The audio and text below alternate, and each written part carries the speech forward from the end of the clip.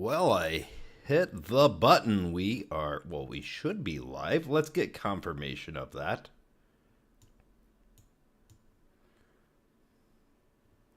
Huh. Not seeing the confirmation just yet. If anybody's out there, say hi, and I am actually live. Absolutely perfect. So today we're actually going to be going in and we are going to do these historic events. We're going to look at the deck for just a moment once I figure out exactly where we are. Always have trouble getting this guy up and running, but as said, this is my third time ever going live. It might be my fourth. It all turns into a bit of a fog after a while, especially with the sleep cycle I keep. Yeah, having a 40-hour-a-week job on top of this does tend to get a little bit tiresome. But I think that the free-to-play account is now ready to go into historic events and do some business. Man, oh man, just give me one moment, guys. There we go. Maybe? Is this it? This might be the area. This is the current area. But once again, it is strange because we are not getting any. Oh, am I on private still? I might be on private. We don't want to be private. We want the whole world to see. Everybody to see CoffeeStout.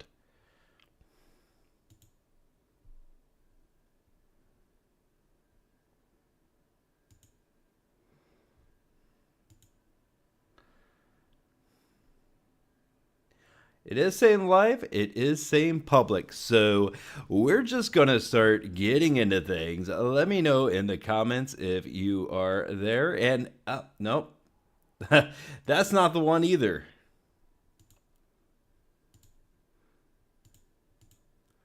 Just 1 second, guys. Now I know what that pause is whenever, you watch streamers. They're just trying to figure out what the heck is going on. For a while, it seems.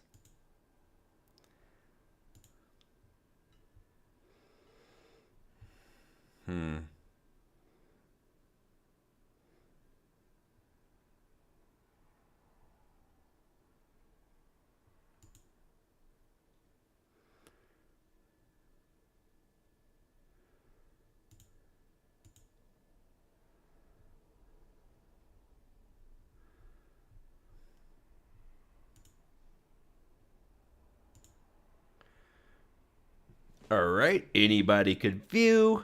We are live chat replay, etc., etc.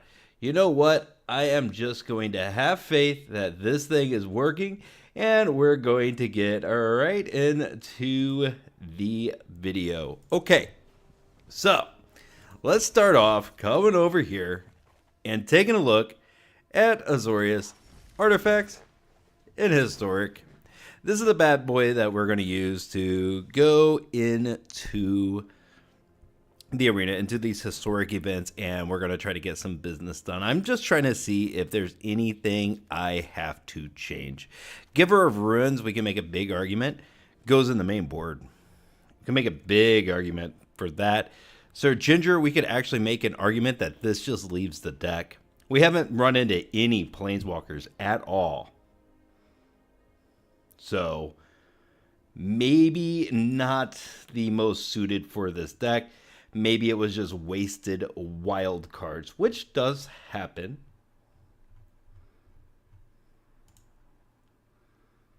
It certainly does happen.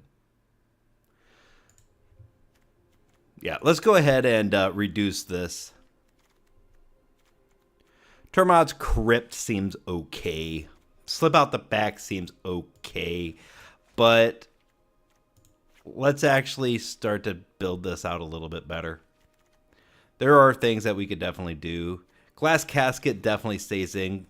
Giver of Ruins, we want to try to make it to the main board. One Metatect can come over here. That's less reliance on alchemy anyway, so that's perfect actually. And then of course we take the Giver of Ruins out of here. Let's go find them.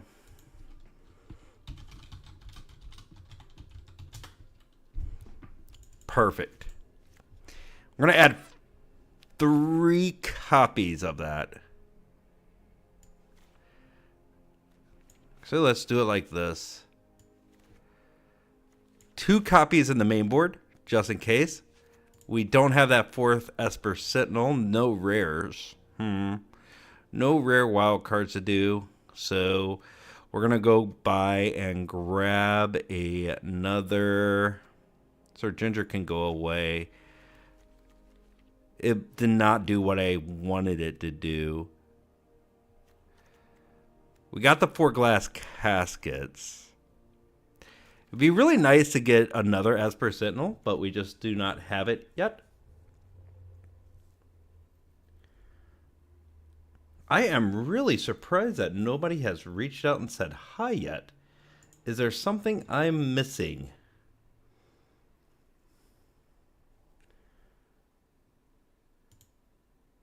Let's click around a little bit.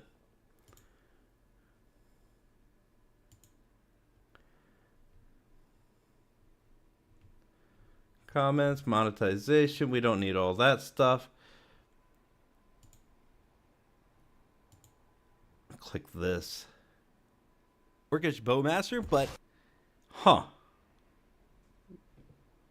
why is it saying, oh right, because I had to click here, click here. Visibility is public.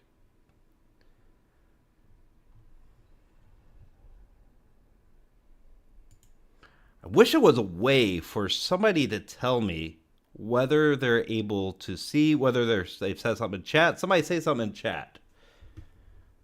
I want to see if this thing's actually working or not.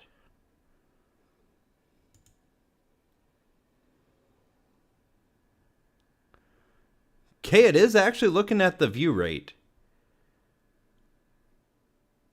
All right. You know what? It is actually live. I see it now. I just don't see your guys' chats. Here we go. Yep, we can see it now. All right, we found it. Hello, everybody. Oh, I got you in all caps again. Hello. There we go. Perfect. Thank you very much. Oh, man, what a nightmare. You know, you would think with YouTube being such a Google being such a large company, you would think that they would actually get this stuff figured out. And I have faith that they will. We always have to have faith, right? Get another All That Glitters, put it in the sideboard. It's another tool to use. No rares to bust. Maybe Giver of Ruins is a sideboard piece, but I'm going to put 2 in the main board. Just in case. It's really nice to have against mono green, stuff like that. Really enjoy it. Funny enough, I will be making this deck myself. I have enough wild cards for it. Congratulations. It is a fun one. I really do enjoy this deck. And the really fun part about this deck is it's so modular. You can do so many different things. You don't necessarily need any of these pieces except for maybe Ornithopter and Retrofitter Foundry. And Inzul Artifact. And things like Mashiko's Reign of Truth and All That Glitters is just so cheap that it actually works out quite nicely for us, right? And you could put whatever you want in the sideboard that's going to really go after things like Giver of Ruins, for example. We're running that today. We're definitely running that today, so yeah. It's a fun deck. I highly recommend. And the funny thing is, not many people play it. This channel is very small, therefore nobody knows that this exists. Well, I'm sure people know it exists, but nobody's playing it. Which actually gives you a bit of an advantage in the arena. What is this? Artifacts and creatures your opponent controls enters the battlefield tapped. Like Blind Obedience could be good for this. You know, just put 1 copy in the sideboard. Maybe it does well, maybe it doesn't. Virtuoso could do good in this. Like, there's so many things that could do well in this deck. And I'm finally starting to see everybody rolling on in. Yeah. Kind of want one more card in here on the sideboard. You know what? Let's go with, what is it called? Sire Ginger. Put that one copy back on the sideboard. I kind of wanted something else here, but there's not really a lot. Maybe, yeah, that's fine. That's fine. We're good. We don't need to be all fancy and stuff. Hello. New to Magic the Gathering stuff and like your content so far. Well, thank you very much. Update from the recent beating. I managed to pilot our artifact decks to Mythic and Best of One. Absolutely fantastic. That is good stuff. Yeah, this is a sneaky little deck. It will get you to Mythic. It will definitely do that. I first started messing with this and got the Mythic on a completely budget, no rares, no Mythics. What do you call it? Artisan build. And I was like, that's really weird. I got the Mythic with the Artisan build. And it just kept going. And I was just like, man, and you could just keep modding it to make it better and better. And more of a very modular deck asset. Because you can make it control-y. You could make it very, very, very aggro-y if you put in Ginger Brute and stuff like that.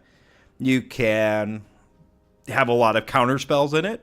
You could remove a lot of your opponent's creatures. You could do all kinds of stuff. Let's take a look here. And here it is. Of course, it's the last one on the list. So I have these 1,500 gems, and I'm getting a little bit antsy because I want more decks.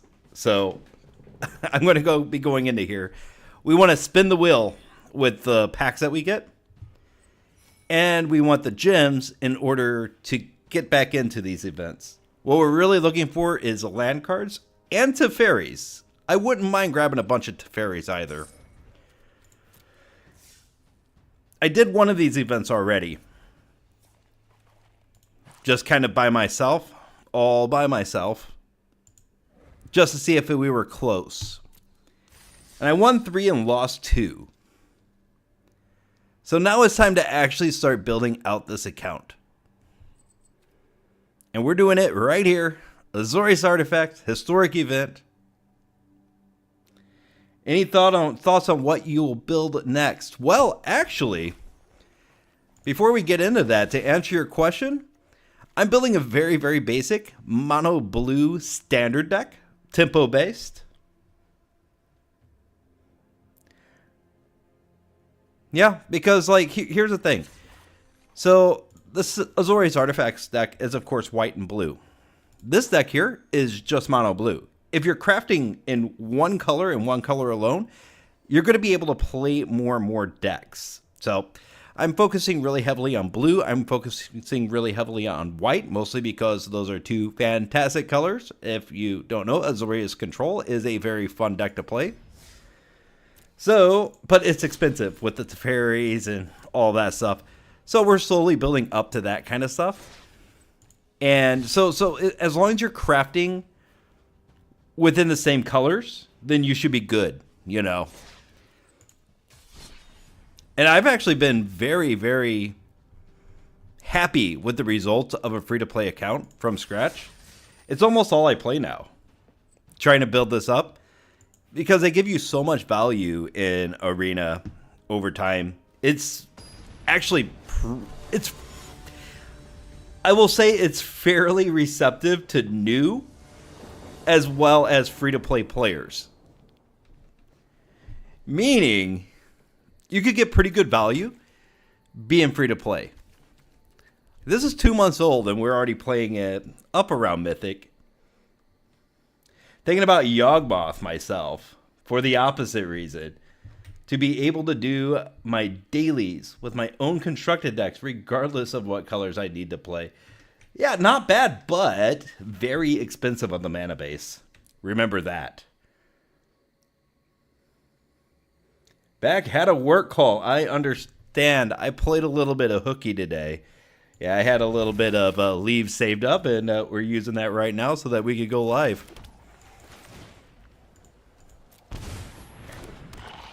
Start off with a Vault Scourge, and I'll drop a Thopter, just in case we draw like a All That Glitters or Mashiko's Reign of Truth or something, and he has removal. Okay. Not quite what we wanted. We'll swing in for one. That's very true. Need something like 30 plus rare wild cards to craft it. Absolutely. That's why I have a mono blue kind of tempo deck built up. Just in case we want to play a different deck. Trying to win with the Grave Secrets deck. Yeah, that one's it can be good. The Grave Secrets deck can definitely be good. It is a little bit tricksty though. Ooh, look at that, a Retrofitter Foundry. That is a draw indeed. Looks like we're playing some sort of other Azorius stuff. And we get a Yorion, of course. Gross. Yeah, I still play with those starter decks too. I have a lot to say actually on those starter decks now that I've played them more.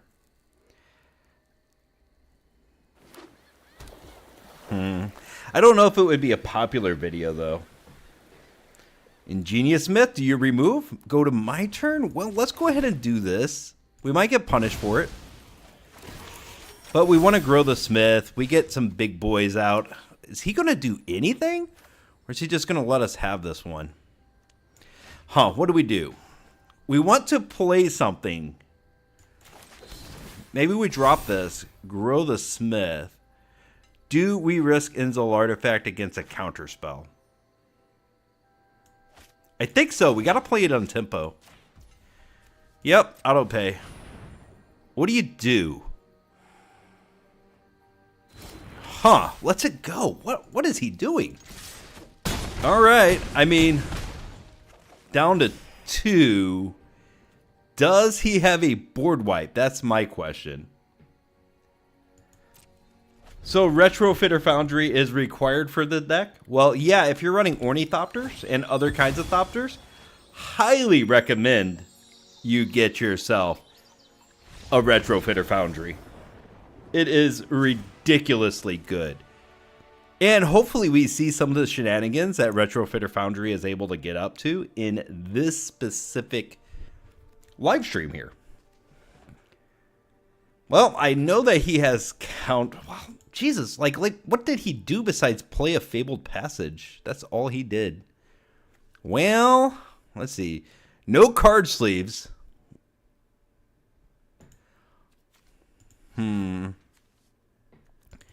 I kind of want to grab a couple of rebukes here. Get rid of the Giver of Ruins. Metallic Rebuke allows us to be a little bit more versatile. I should have used... Oh, yeah. Inzul Artifact on the lands. These lands are indestructible. If I could get it to pull up. Yeah, there we go. Right there. Indestructible. So they have to have an exile effect to get rid of it. That's why those lands are in there. You don't have to, but it is really powerful. As the Belgian says. 4 lands with this deck. Esper Sentinel, though, and I'm under half the mind that this is a control player. I'm tempted to keep this. So if I'm tempted to do it, it's probably the wrong idea. But the idea I'm going to do anyway. Let's drop the Sentinel. Pass turn. And that is either a Saw It Coming or a Doomscar. That's the card name, right? Problem is with those cards is there's so few cards that it could actually be. Swing. That it kind of gives away that it's either a Saw It Coming or a Doomscar. Those are the only two options, really.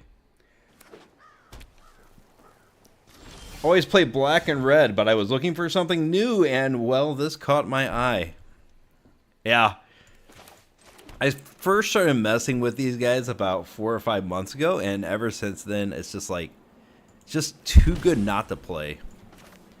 Well, Doomscar, I think, destroys creatures, so what about making an indestructible land?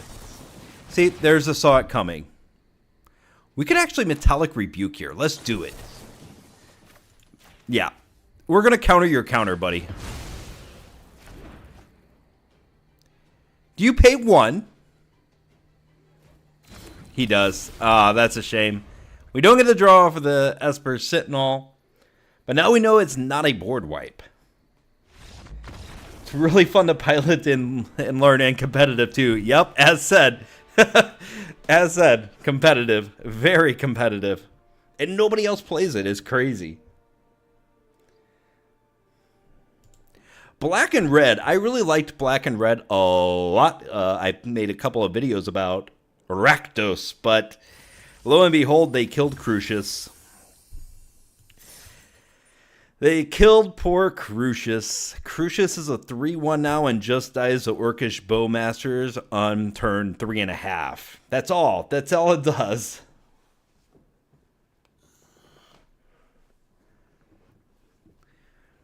And the fun part about this deck is, like, every matchup, you could change the way you're doing things, and it does something completely different every time. Against mono red, you could either be the beatdown, or you could be the one blocking the beatdown.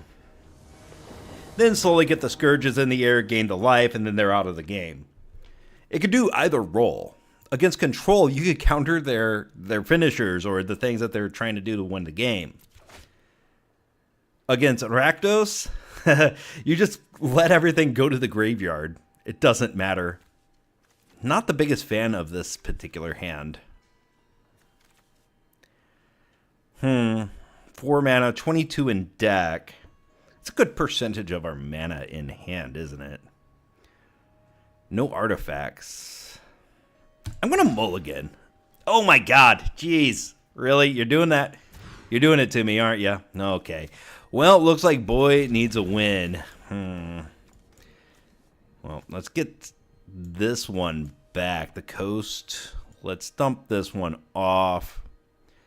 Wow, that is... Oh, that's obnoxious. That is obnoxious. Down to 5 cards already. Wow.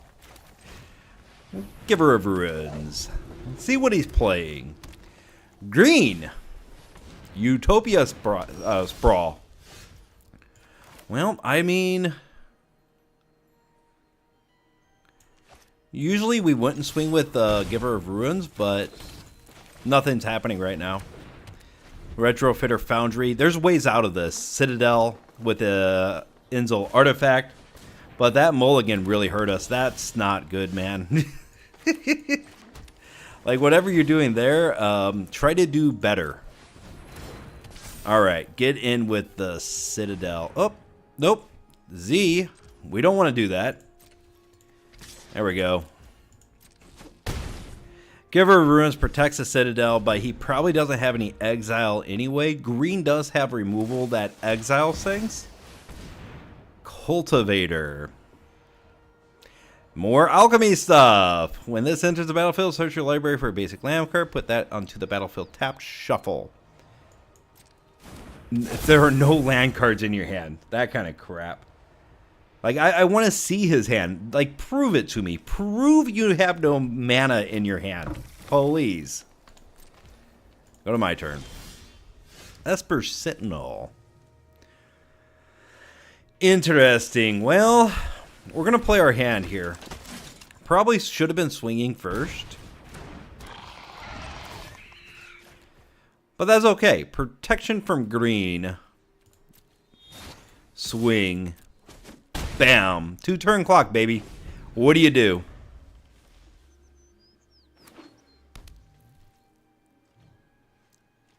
Okay, we got a Nyx. Well, all right. Not much to do here. Give this protection from green. I'm glad we're actually able to use the Giver of Ruins. In the last video I did, there wasn't much of an opportunity for Giver of Ruins to do much, but it's really good against mono green. Very good. Go ahead and end the turn. We can make a little 1-1 if we need to. He's gone. Never fails with this deck. Alright, so we are dealing with a guy that's trying to ramp into big things. We didn't see any mana dorks, surprisingly. Metallic Rebuke might not be great. We had an awkward hand. We had to go down to 5 cards and we still won, so I don't see the point of really making many changes here.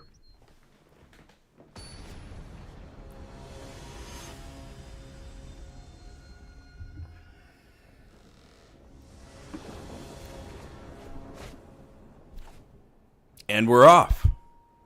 Again, terrible hand. Now we could hypothetically grab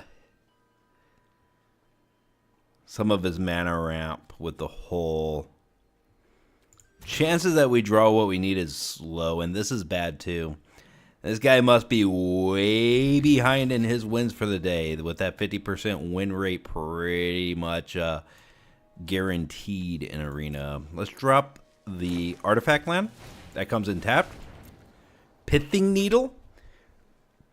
Definitely naming the Retrofitter Foundry, right? Yeah. That is fine. We got only 2 drops. Surprisingly, only 2 drops. That is a big basic land. Drop this. And let's start to build up a little bit. Smith. Grabbing Hole. Dropping Ornithopter. We don't need to grab that Pithing Needle yet because we don't even know if we'll get a Retrofitter Foundry in to the play. Another Pithing Needle. What does this one name?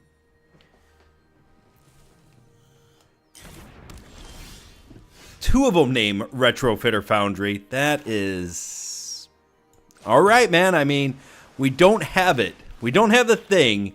You have now wasted 2 cards. 2 card slots for that. Let's grow the Smith. Swing. And you're down to 12, buddy. I don't know about this guy. Sometimes you get kind of bad opponents in historic events. Usually they're pretty competent, but sometimes, just sometimes, you get handed a treat.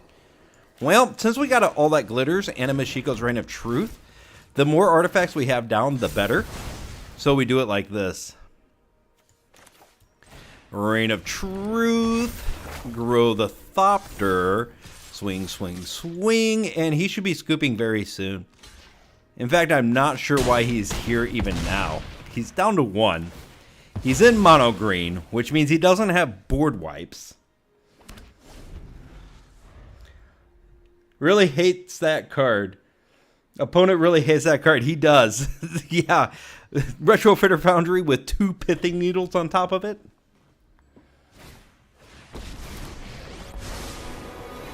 That is the right move, but 2 of them. I mean, Pithing Needle is in the sideboard probably just for things like Retrofitter Foundry. So he found a good target for it, but having 2 really must hate that card. Yeah. All right, we are 2-0. This is going fantastic. I was kind of tilted into just wanting to do historic events and even paying gems for it, but hey, I like the results so far. Had to make 4 of those since I missed the anthology for it. Yeah, that's disgusting. Are you talking about the pithing needle?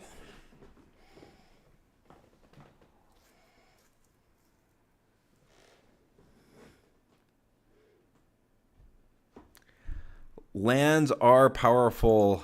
The always forgotten lands.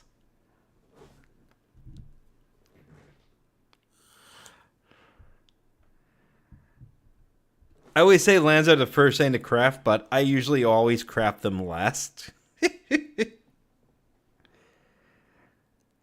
I think that's every Magic player's, what should you call, the Achilles heel. Oh, the retrofitter? Yeah, I had to craft them as well.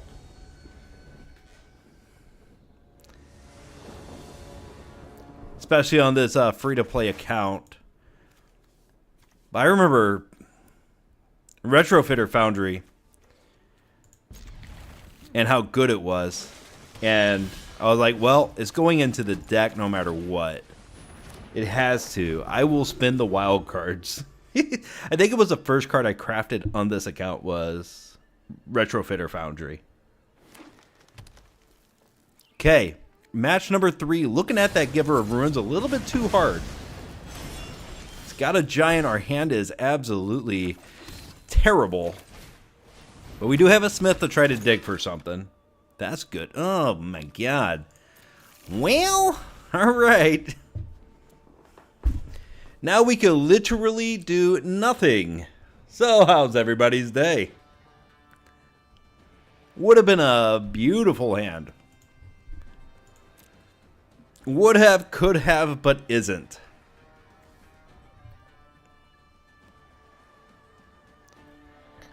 Got more removal? What are you doing there, opponent? What are you doing?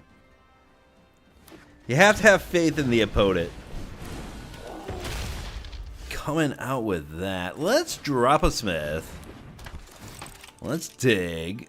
Retrofitter Foundry. Esper Sentinel.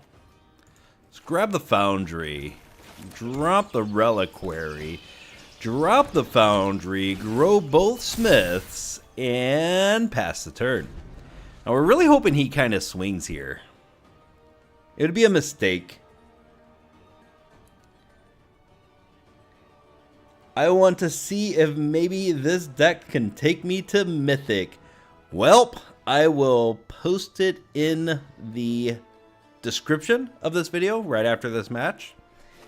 And I've gotten a Mythic with this deck and decks like this. Not this exact build, but just the modular Azorius Artifacts kind of build. Easily got the Mythic multiple times.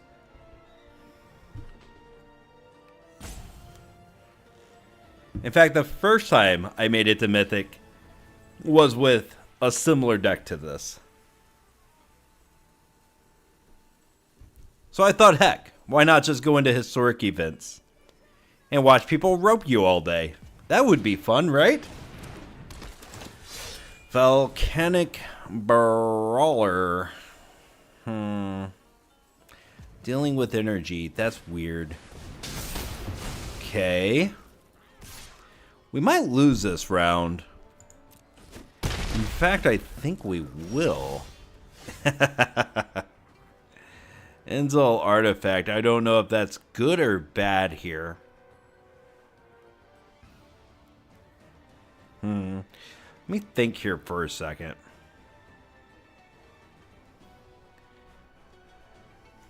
We want to grow the Smith, but we also want to hold back his field. And I think we're going to have to be patient here. That's a shame. I don't want to be patient, but we're going to have to. Just sit back.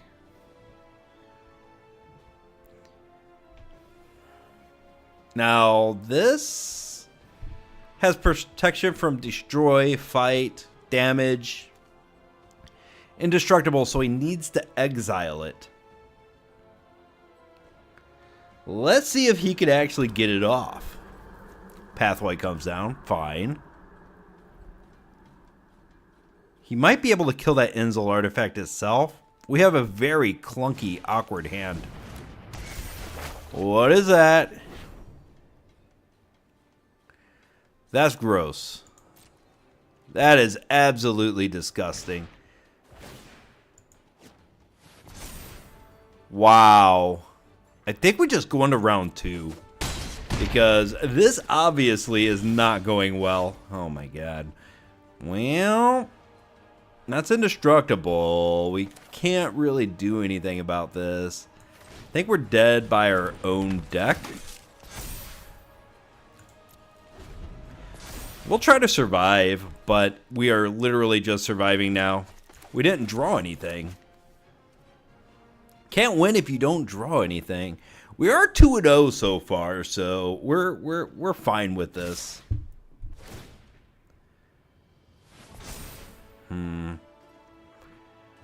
So to survive, we would have to block like this. And we'll go down to 2. I just want to see what the next card is.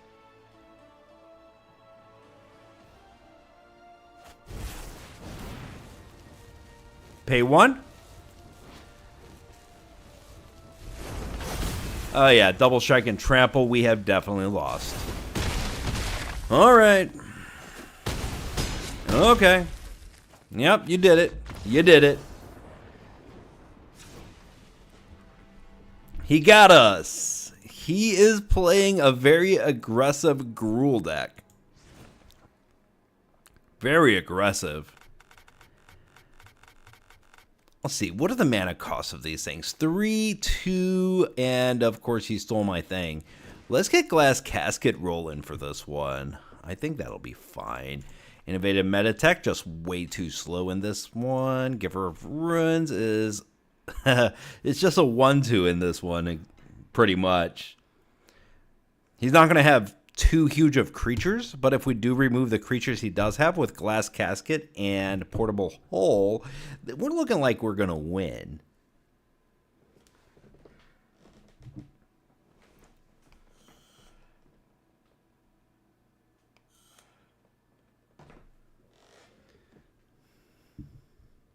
All right. Josh Allen. Very sure of himself, this Josh Allen guy. I always make sure the kid doesn't put his actual name on things. My real name is actually CoffeeStout. My mother and father were alcoholics, so I play. Well, my dad liked stout, and my mom liked coffee, so ergo, my name is CoffeeStout.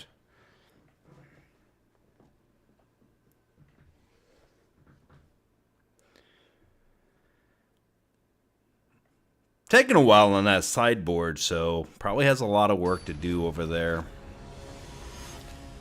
The combo guy. Yeah. Likes his combos. Let's see if we could combo you first. Well, we do got a Portable Hole. We got an Esper Sentinel.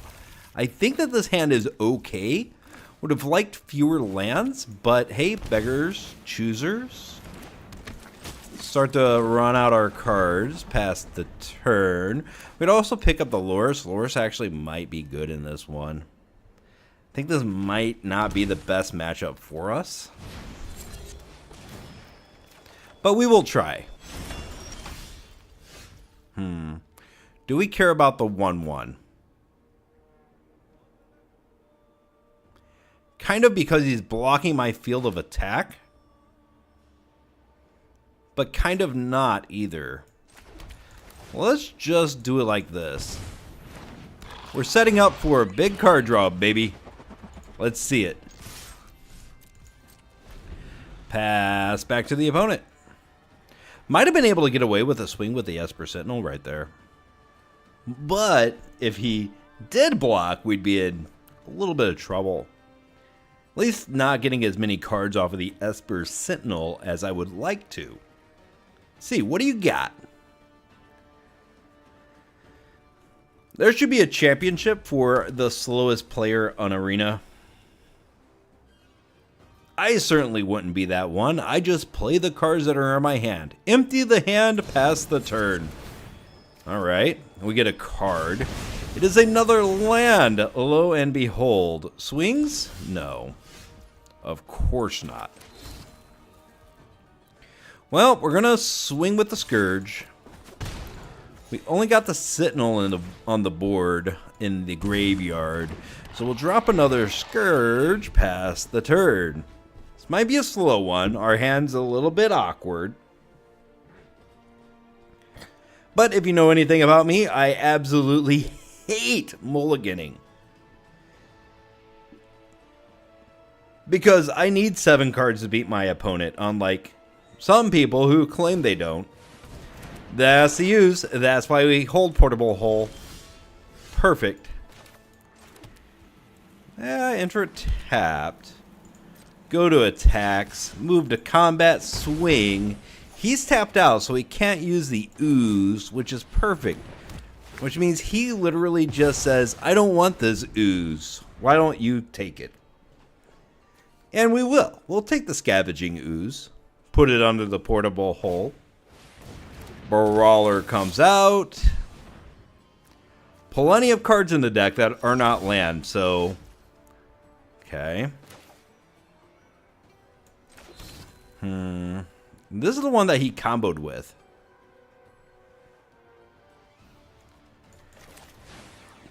Pick up the Loris.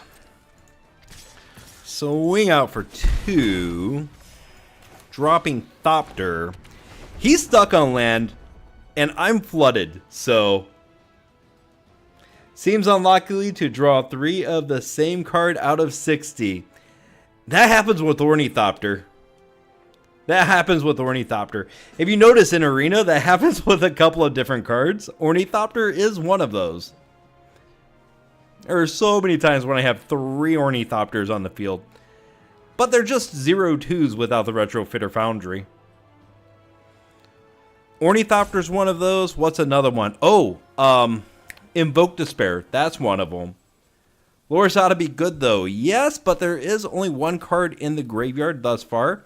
If I could get Retrofitter Foundry and get that combo with Retrofitter Foundry, Loris, Ornithopter, that would be fantastic. I would love that situation.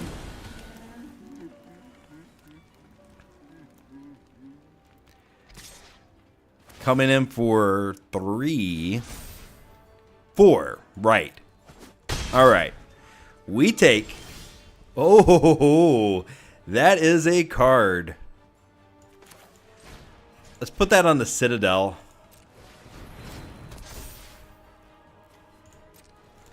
Swing like this.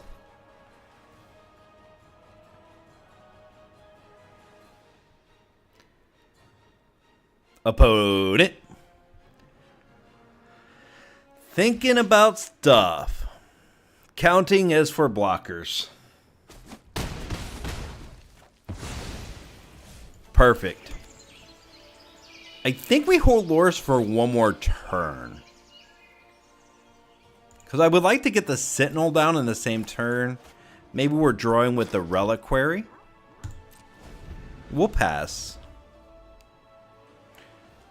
And this is an enchantment, yes? Yep, that's worth 2 cards right here.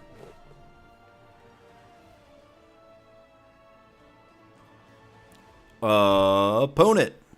See what he's got. See if he has the dexterity, the stamina to stay in the ring with CoffeeStout.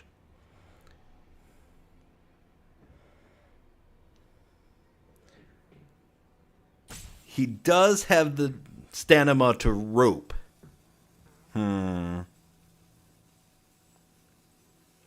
Tis a roper. He might be a Bills fan. What are the Bills? That sounds like a basketball or football team. The only sport I play is Magic the Gathering. Alright. Comes on in for 3, 4.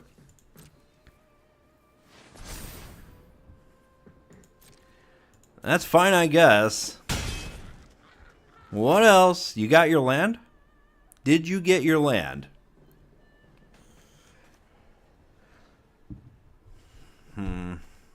Let's see it, man. This is just the kind of person that you just kind of scoop to, isn't it? Or it's just like, well, I don't know. I don't want to just stand here all day. All right, well, you could do that. I'm fine. I'm fine with that. Draw a couple cards, and we got it. The Retrofitter Foundry. Perfect. It's just 3. Okay, let's do it like this. Start with just a swing in the air. Bam. Dropping Foundry. Dropping Loris. Playing Sentinel. He's really low on land, so Esper Sentinel probably really good here.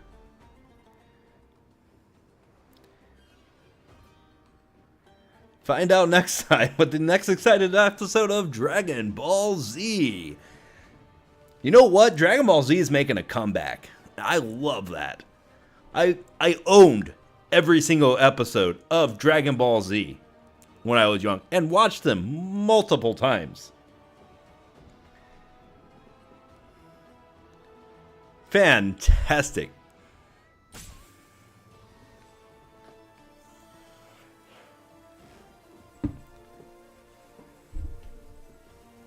Fantastic show.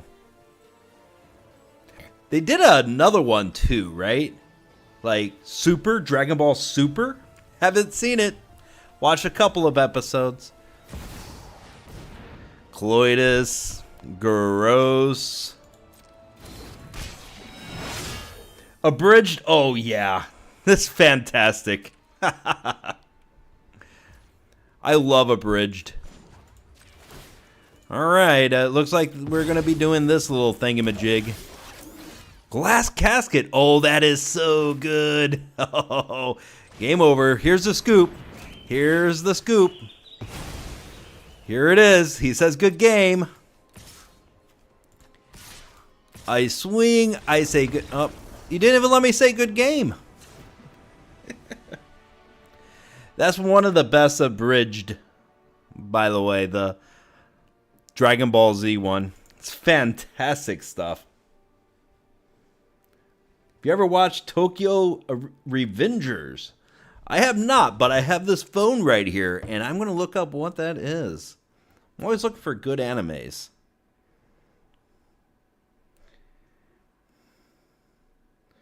Tokyo Avengers. I guess I could do it on the screen, but I just don't know what is legal and what is not legal to do on YouTube. I don't know any of the terms of service for that.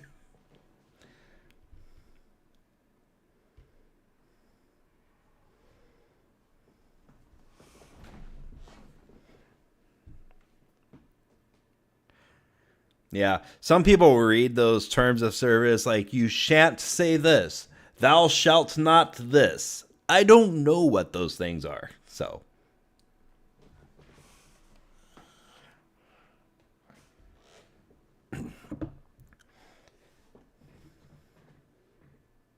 Yeah, but I really liked Dragon Ball Z, Bleach, things of that nature.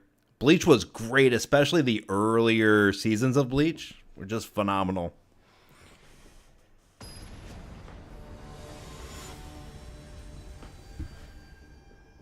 Here we go, Josh Allen, round 3.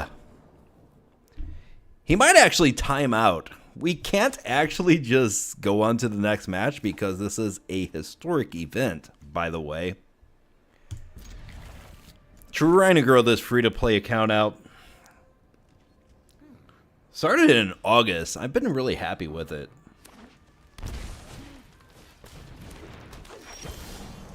Atlanta War Elves into Portable Hole. He mold. So, yeah, we're going to grab the Elves. Slow him down a bit. That's always a feels bad thing for Gruely players. He was stuck on land last time too, so maybe taking the Elves is enough to get him the scoop. Apparently not, because he dropped the pathway.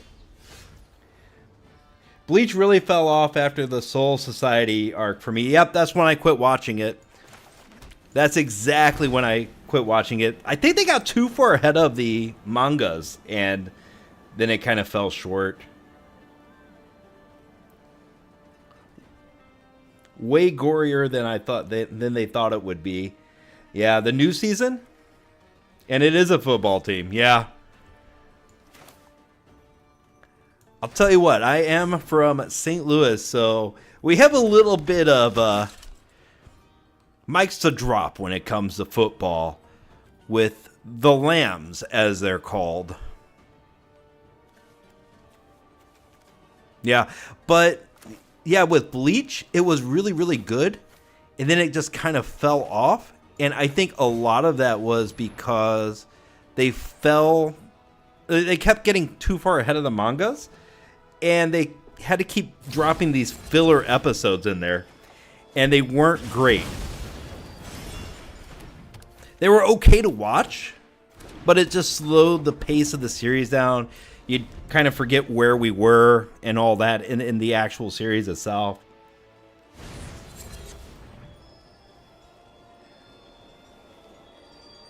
I didn't have the live portion going.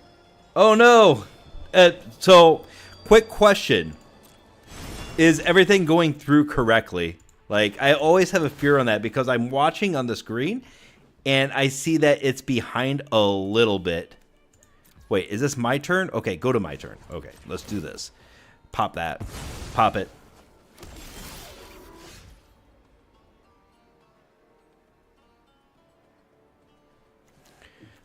All right. Let's get through this real quick. We want to save the glass casket. Let's drop the smith. Grabbing Citadel. Playing Citadel, growing the smith. Playing the... Oh, nope, cannot play the hole. Swinging for 4. And then dropping the Scourge.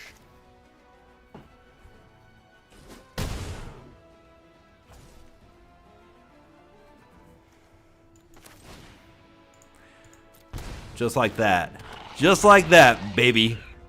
We end this. Everything's good on my end. Good, good, good. Awesome. It always paranoids me. It always has me paranoid, though, because I want the streams to go well. And really, the end user, you guys, really make that determination whether this is a good idea or a bad idea, right? And if I have to make sure your experience is good. Because me, yeah, I might play, Magic the Gathering Arena for an obnoxious amount of time. But that doesn't mean anybody has to care about that. And just the fact that you guys are here hanging out is awesome to me. Yeah, that 1/1 flyer lifelinker, for 1, it's totally worth the 2 life that you pay for it. He kills everything. It's a common as well. One of my favorite Magic cards. It is absolutely brutal. Ornithopter, sack it. Retrofitter Foundry, grows the smith, drops a hole on the ooze, and scoop. Do we get a scoop? Do we get a scoop?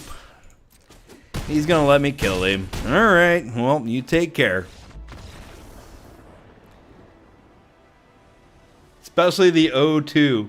Yes, the O2 that turns into a 4/4 for 0 mana with the Retrofitter Foundry. Ornithopter, crazy. Crazy card. I think Ornithopter has played... is probably one of the most known Magic cards. Like, if you mention Magic to anybody, almost everybody who knows anything about Magic knows something about Ornithopter. On one hand, I feel sorry for our opponent. Mana screwed 2 games in a row. Yeah, exactly. He should have mulliganed. It was mana screwed 2 games in a row, but hey. A lot of that could be greedy deck building. But it does happen. It happens to me. But hey, this is traditional historic event. We have no room for sympathy here. We only know winning. What's an ornithopter? Game Uncrafter, welcome. Welcome to the live stream. An ornithopter is a 2/0 creature that enters the battlefield. By the way,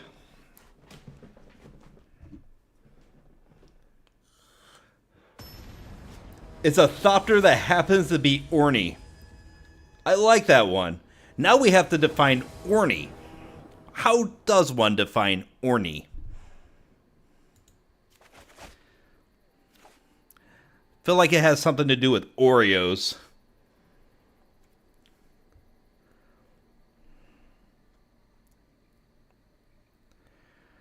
I don't know about this one. We have the Ornithopter and the Retrofitter Foundry, which I love to start off with that combo. And an innovative meta. You know what? It's awkward, it's clunky, but it is beautiful. I do clunky. Pay 2. Drop the Foundry. Drop the Thopter of Orny. And pass. I'm fairly new to the game of Magic. I literally played this game every day. But deck building is somewhat difficult. It always is. Deck building is one of those skills you have to build up over time. It's one of the most fun things to do in Magic the Gathering. You get so much fun just building your own decks, but it's also one of the most challenging things to do as well. That's probably why it is the thing that gives you the most feeling of achievement, just because it's difficult. And it takes forever to learn to build your own decks. It takes so long. It's still difficult after 10 years. Yes, Game Uncrafter, it is.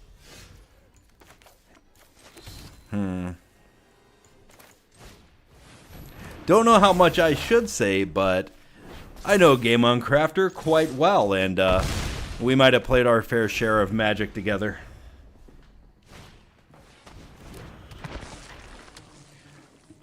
Which reminds me, I have a deck to show you. Shambling Ghast. To the Goblin Bombardment. That's actually really smart use of Goblin Bombardment and Shambling Ghast. We're really far behind now, but we do have Loris. So we should not fret. Shambling Ghast again. Yeah, I've been trying drafts for the first time with all those free tokens getting absolutely rolled, despite feeling like I'm decent and constructed. Deck building is this whole new ball game. Actually, you know this deck that you're seeing here? I have a version of that in real life. A little bit cheaper, though.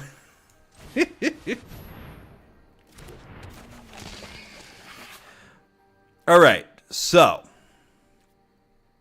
It looks like we're through all of his removal.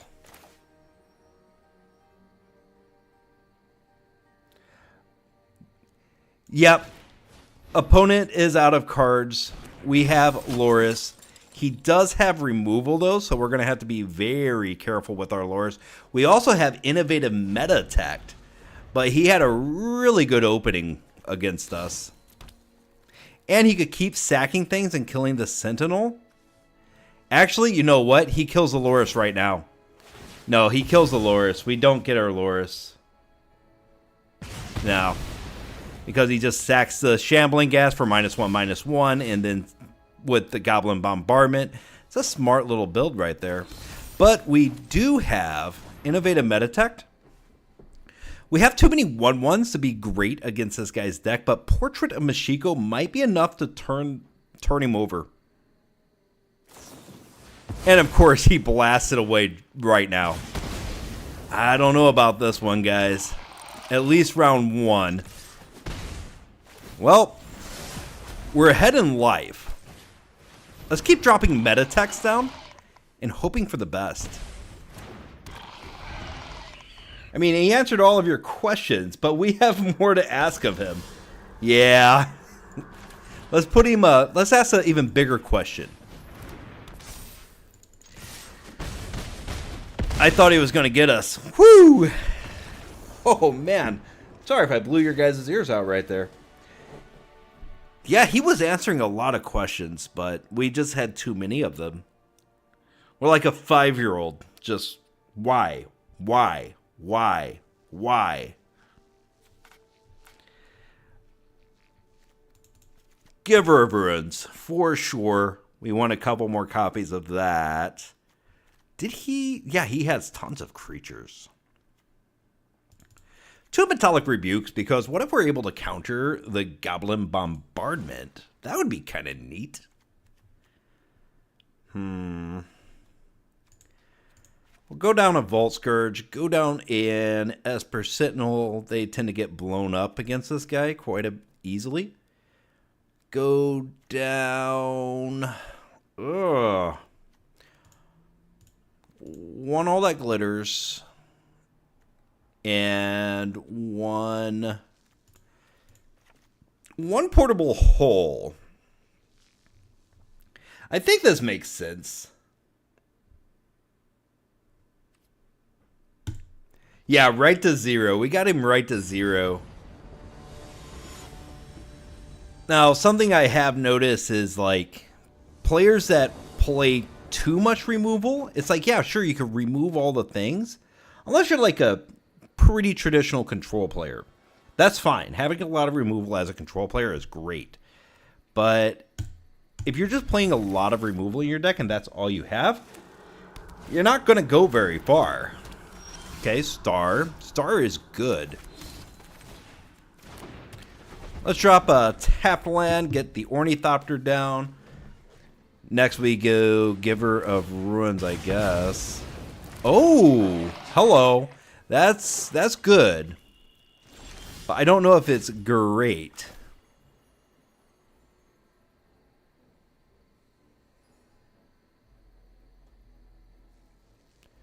Let's do it like this.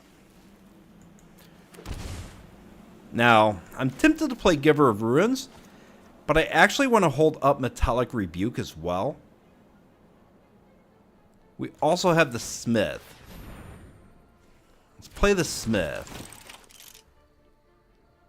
Citadel. That's fine. So you can play what you want this turn. Cut down, fine.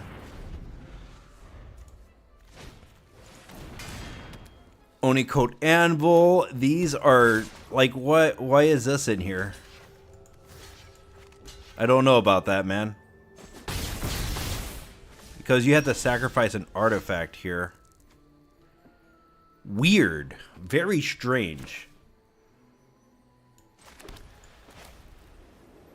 Let's get the Giver of Ruin going.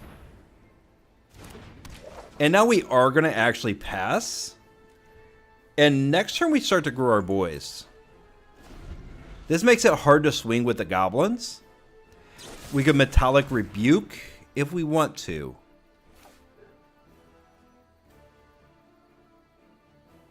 Do it. Do it?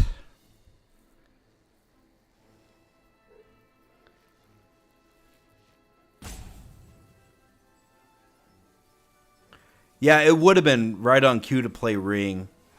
I don't know if we want to counter this or just let it go. I want to counter it. We're going to see what happens. So we know he doesn't have Ring yet. He passes.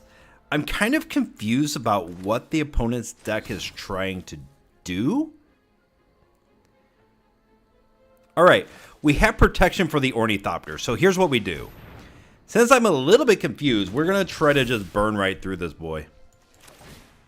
Grabbing this, grabbing that. A little bit of this, a little bit of that. A little bit of this, a little bit of that. Swinging for 10.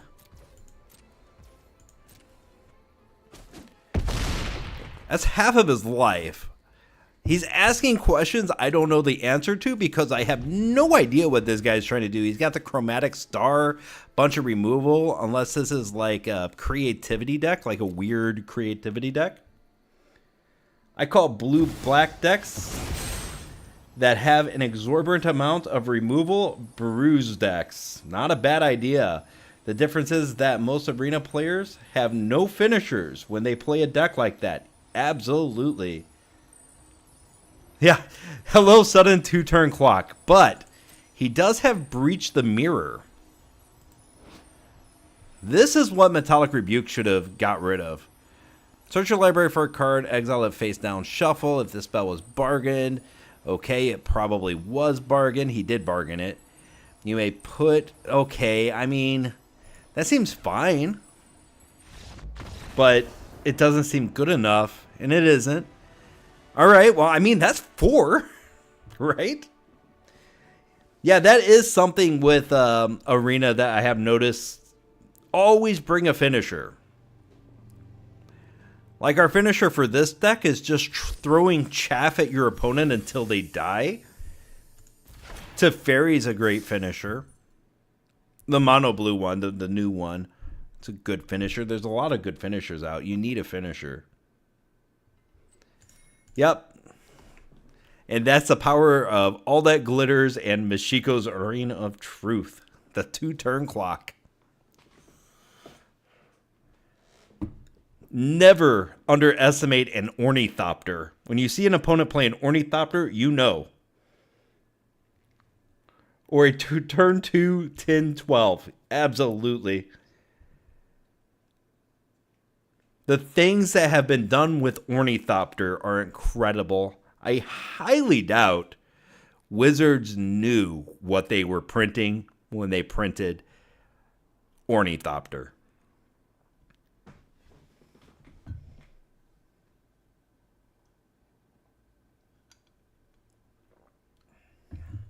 So we got 4 wins, which means that we actually made a profit of gems doing this, which is phenomenal.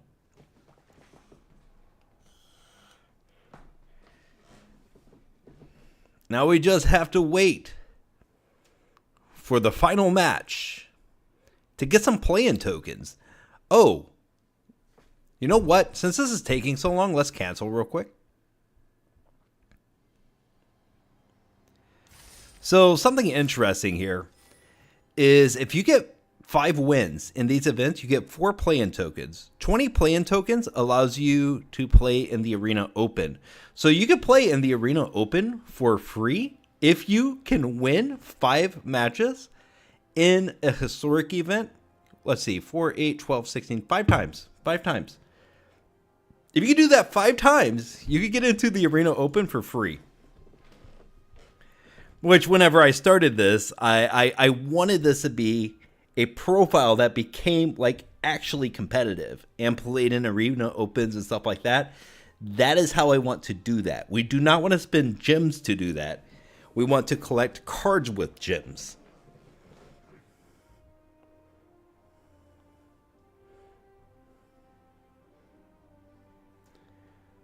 And while we are waiting for this match to start up, I got to get some airflow moving in here, so I will be right back.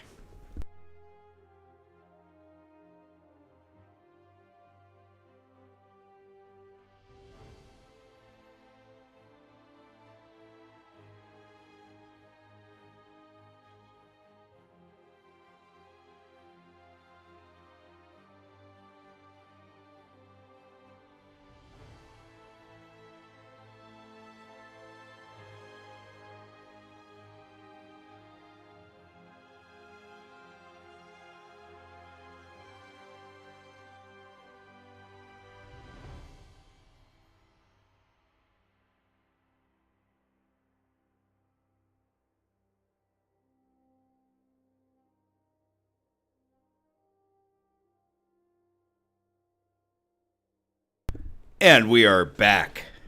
Man, oh man, taking over a minute. Imagine playing Magic Arena for free and making money from a tournament. Game on Crafter, that is the plan. Eventually.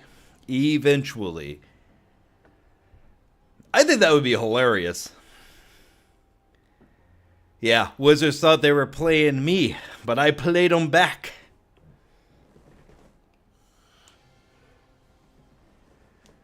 Huh. Sometimes these events take a while. I think they match you up with people with similar win rates, and it just seems like people just aren't... It's hard to get 4 wins in a row. It really is.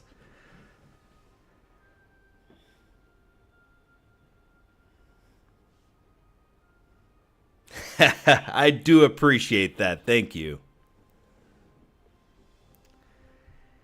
And if you know me in real life, I am very, very much so a max minner in real life. Like, I balance my budget down to the penny.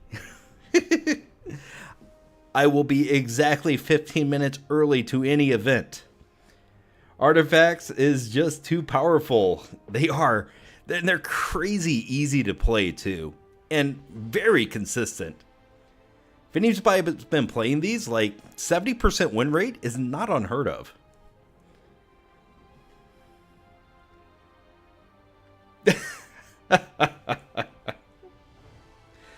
I apologize ever doubting the deck after my catastrophic beatdown. Absolutely. Yeah, you jumped up into Mythic with this one, eh? It's so fun, just 3-minute matches sometimes. 4-minute matches. Are you bugged? As usually, Q should pop. So on these, so with historic events, it seems like not a lot of people play historic events. So sometimes you wait for 5 minutes and then it pops you out to a draw. Sometimes it just takes a while. We popped in, popped out a couple of times already. We're just waiting for the queue to happen.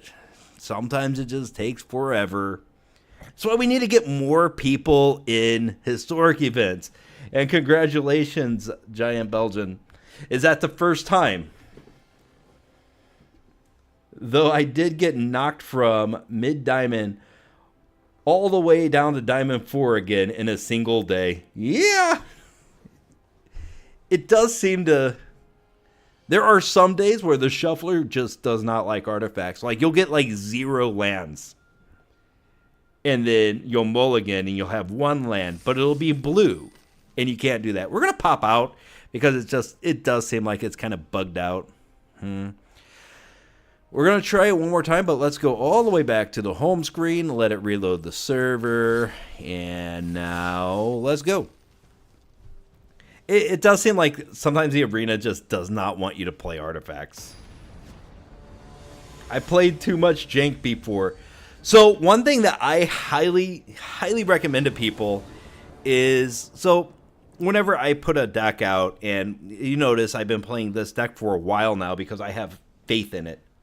Fun jank, but not really competitive beyond platinum. But before yeah, absolutely. Most decks are going to be fun jank, not really competitive outside of platinum. And I play a lot of those, and they're fun, but every once in a while you want to be competitive.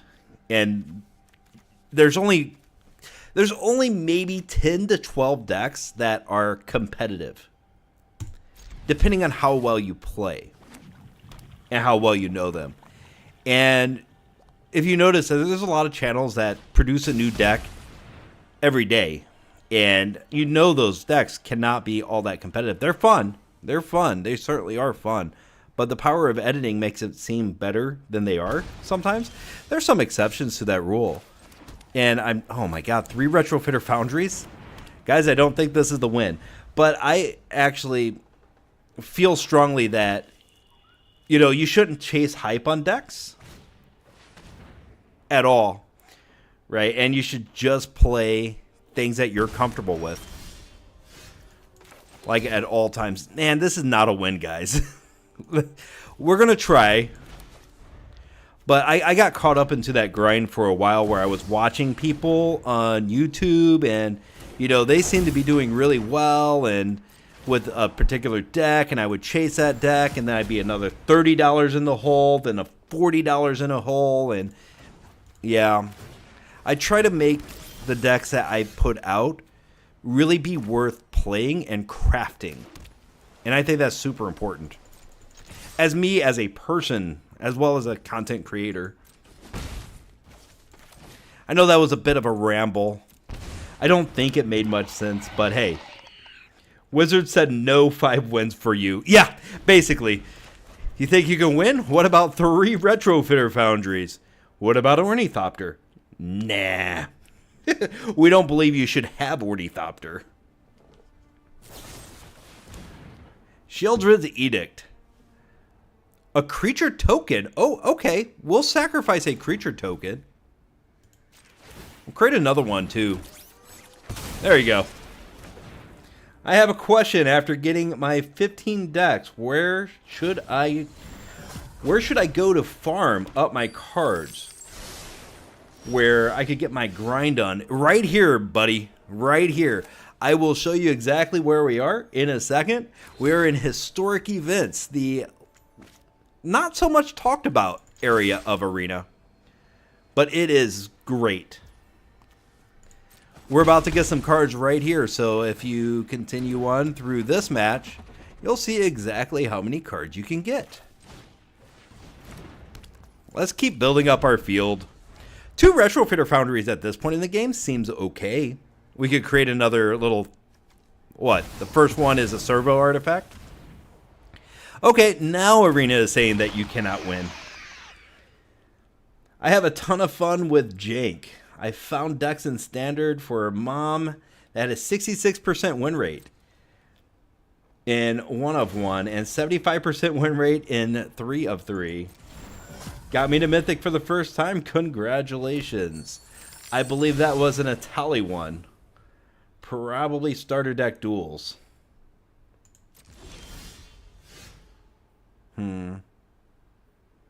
Let's draw. Okay. Take some damage. I don't feel confident that we could beat Sheoldred here. I do feel confident that I want all that glitters on the Vault Scourge, though. That will mitigate my life loss a little bit. Fable and Mirror Breaker. Okay, this is all fine. We're not too scared of the opponent yet. You only play against other people with the starter decks there. Oh, are you talking about... Okay, so let me read that question again because I think I misread. Just started this game. Oh, under 20 matches. Yes, yes. Then definitely, definitely, definitely what the Giant Belgian said is 100% accurate. Starter deck duels. It's fantastic. Sheoldred's rough, yeah. But without a ring, the ring is coming. He's going to drop something off with the Crucius. He's getting the ring. We know that. All right, let me focus on this game just a bit for just a second. Draw.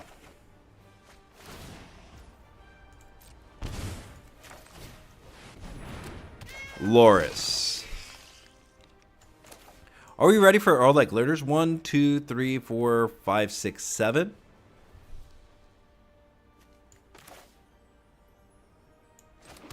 Enter tapped. Vault Scourge, I think, is the right move. So we could gain some life.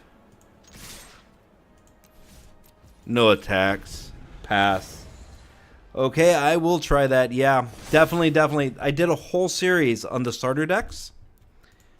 But definitely starter deck duels. And if you haven't played it, I think you get 2 rare wild cards and a card style when you first finish it. So you get some rares anyway. So are you new to Magic in general or just new to Arena?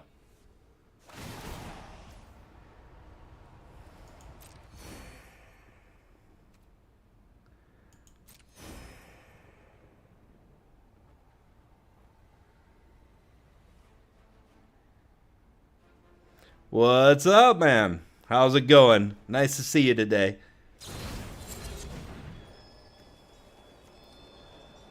Oh, man. He's going to get rid of the Loris right now.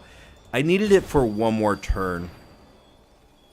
That is a shame. All right. Well, go ahead. Full noob. Well, welcome to Magic. It's my 100% favorite card game of all time. And very addicting graphics, they have learned. We needed that for one more turn so that we could get the all that glitters on the Vault Scourge, but lo and behold, it was not meant to be. This is probably meant to be a loss.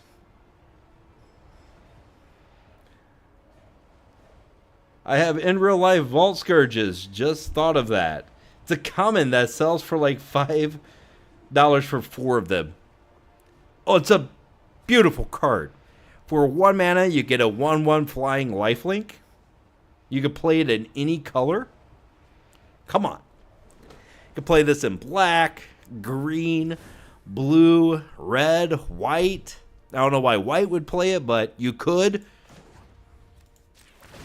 He doesn't swing here, which serves us just well. Serves us just fine. Oh, man. All right. Well, we're playing on hard mode now, guys. We are playing on hard mode.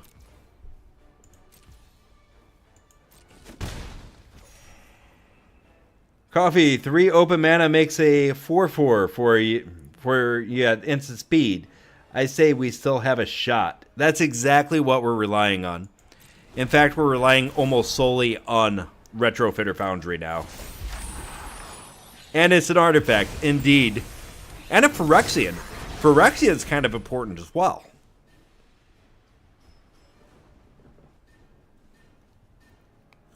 Not as important as artifact, but still important. That's one reason why Esper Sentinel is probably so good. It's a human, it's a soldier, it's an artifact. There are so many creature types that this thing is that's important. From my experience, constructed events are much more challenging than playing ranked. Indeed. No one builds a deck for a 60% win rate for events. They go all in. Absolutely true. Yeah, the first event I went in with this deck, it was crazy. Like we did 3 and 2, so it was a good time. We did well, but my God, there were some decks in there that were just nuts, absolutely nuts. What kind of decks is this, if I may ask? This is, well, there's different ways to name this deck. Right, I call it Azorius Artifacts, but Affinity is a good name for it as well.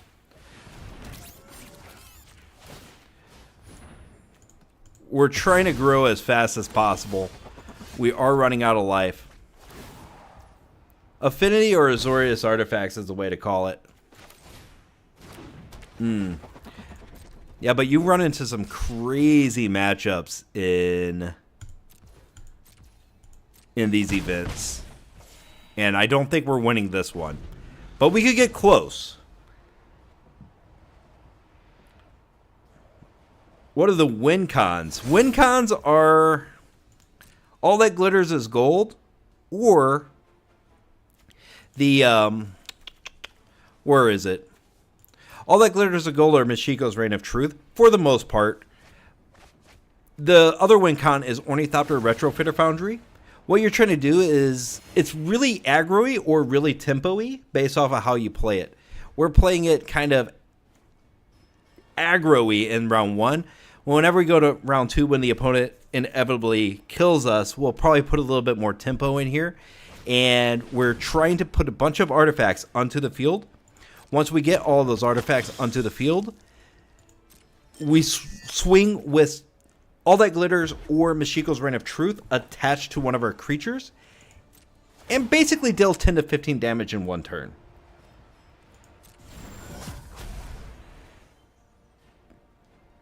Yeah, Brothers of War, sorry, Sorry. Yeah. Yeah, Phantom Draft is almost over. I did that yesterday to get the wins I needed. Because I need to collect 2 rares per day with this account. Otherwise, I really don't feel like we're doing it well. Let's keep making 4/4s. Now we can start on tapping these and making more creatures. Kind of got a little stumbly over words there for a second, but hey, lo and behold. That's another thing is midweek magic. There's always a midweek magic event in Magic the Gathering Arena. Be doing that if you're playing on a budget or free to play. Gotta wait for this guy to finish roping us out here. We got 4 4/4s coming in next turn. That's good. Create more. Come on, my guy. Quit watching YouTube. Let's go. ZZZ1234. I wonder if that's foresight of him roping. Come on. Keep using the Retrofitter Foundry. Retrofitter Foundry, you are my only hope.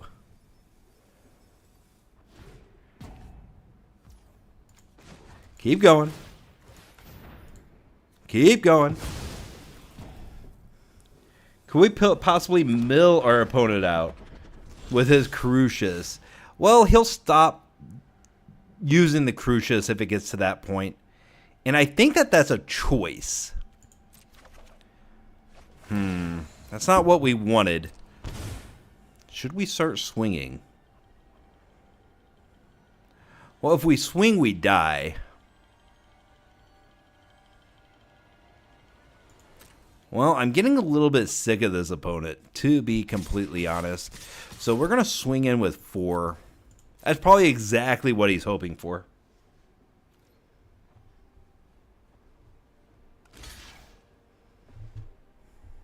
Okay. So he's willing to make some trades with us. That is fantastic. We couldn't ask for much more than that.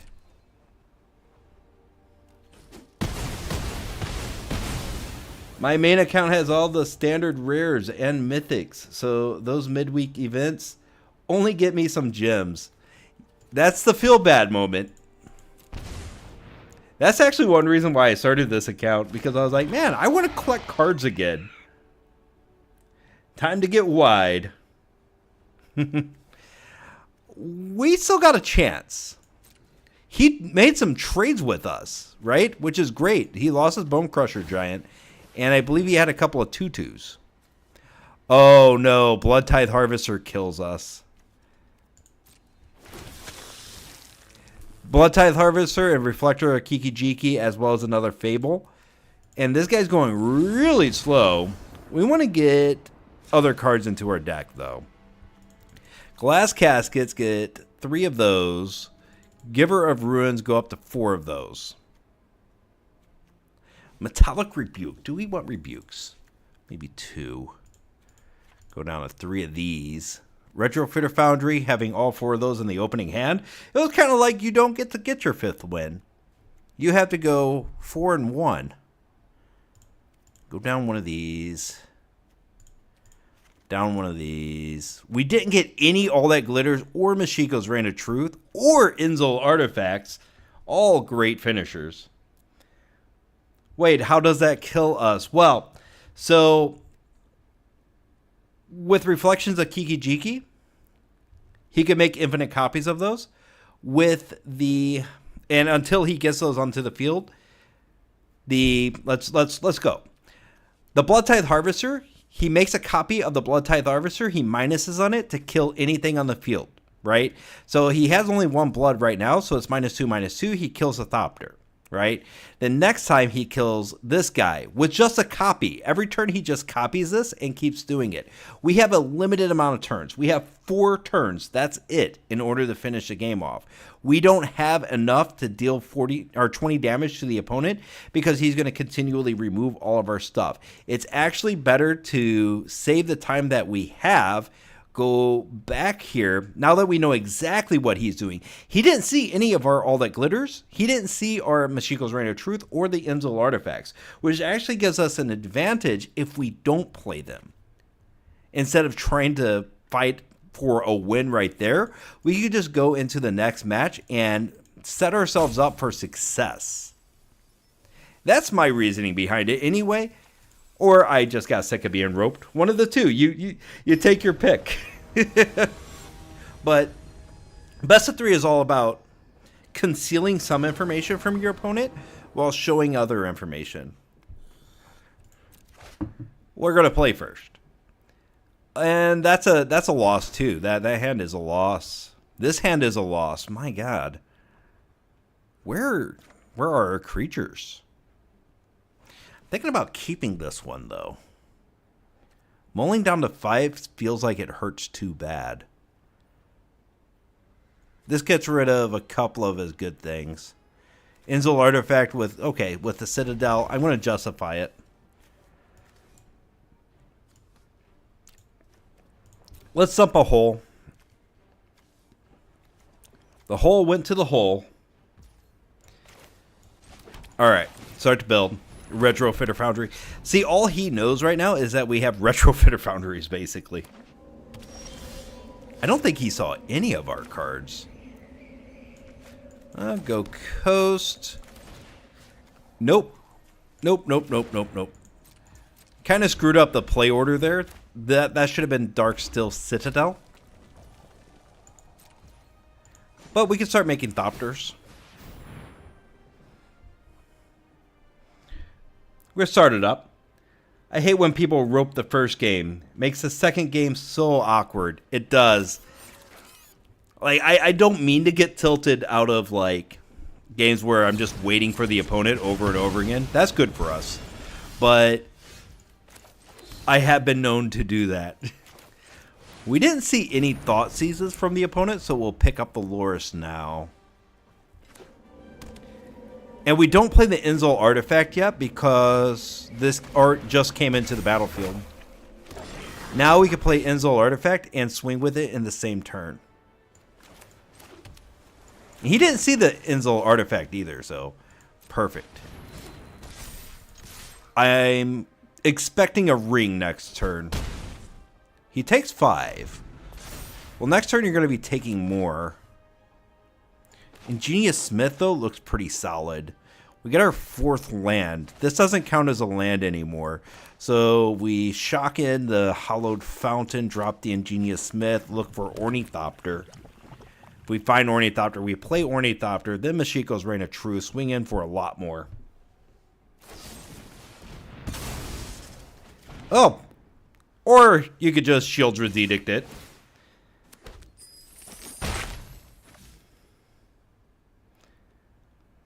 Yeah, Shelly Edict would be hella awkward for us. You know what? It's happened. We were so close. Pay a couple life. We're still going to play it like this. Smith. Opponent. Let us go, you and I. And play our cards that we have in our hand already. He has 1 mana available. I'm not sure what's the hold is. Esper Sentinel seems strong here. Drop the Thopter. And we get the rope. Oof. Yes, oof. I think this is a wizard saying you cannot win all 5. It happens. Now, the nice thing about having the Retrofitter Foundry and the Ornithopter is the Smith grows every time you play your first artifact per turn, right? So if I wait for the opponent's turn, then flip the Ornithopter, I grow the Smith some more. And I've also seen people do really bad attacks with Retrofitter Foundry on the field. Like, he could swing out, I flip the Thopter, I grow this by 1, and we get a 4/4, so the Ingenious Smith blocks the Goblin really well, and then the Ornithopter blocks the Harvester. This is kind of an awkward swing for the opponent.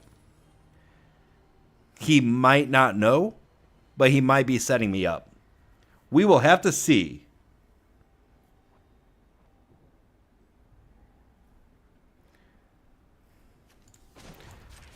Sack Thopter.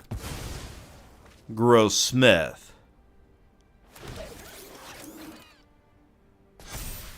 Block with the Thopter guy. Here we go. Should say our construct. RNG is not on your side here. No. No, it is not at all. Well, even if he had the removal, it's just a goblin. It wouldn't matter too much. Okay, do you let me draw? You do not. Alright, so there goes our field. Now we go Loris. Loris can easily get us back out of this. Like, we're still way in this one. Loris. The only problem is he has Reflections of Kiki Jiki and Blood Tithe Harvester on the field. That's going to be the part that really blows us up. Alright, let's try to figure out a way around this. Thopter could be good, but he kills the Loris next turn. We don't have any way of really protecting the Loris, so we're going to hope that he blocks poorly. I think that's where we're going. We just hope for a bad block. Ugh, well, that really hurts. Unfortunately, we have to drop the Smith here. And we have to hope that he plays poorly. Now he's going to copy the Blood Tithe Harvester with the Reflections of Kiki Jiki. Drops a Giant. Plays a Swamp. Huh. I thought he was going to try to start copying this stuff. We might have got lucky right there. I wonder why he didn't do that. We definitely want the Giver of Ruins on the field. Definitely want the Giver of Ruins. And do we go Smith? Inzal Artifact? We can't put Inzal Artifact on Loris. Do we go for big money or small money?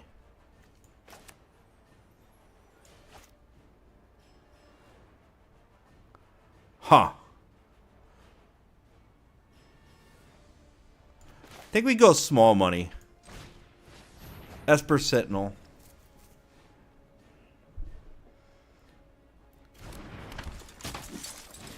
And we got a Mishiko's Reign of Truth. Now we need the Loris to survive one more turn. Does he double block this?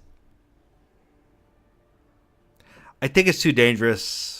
I think it's way too dangerous to swing. Alright, he knows the deal. He knows it. We have to hope that he does not play well. Giver of Ruins still has Summoning Sickness, so we cannot tap this to gain protection from red. That was a misplay. You had to sack them both now, buddy. Okay, no, it was not a misplay. He did that on the other turn. So, he's good. He is good to go.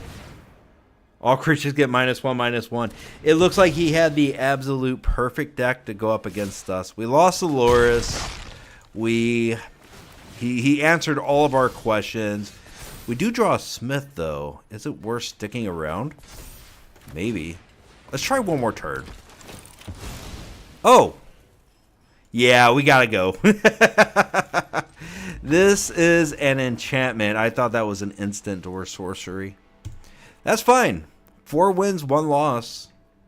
I'm happy with the results. We could start recurring Thopters every turn. Yeah, it wouldn't have been enough. And he killed the Loris. But yeah, 800 gems. We paid $750 to get in here, so that's a pretty good return on investment. 2 free packs. I'm happy with that. That last match, it just seemed like he was always one step ahead of where we were. We couldn't really get anything going.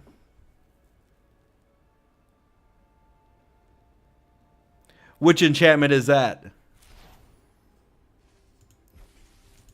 Oh, yeah, the one that gives -1/-1 to all creatures. Yeah, we can't do anything. We can't even put creatures out at that point.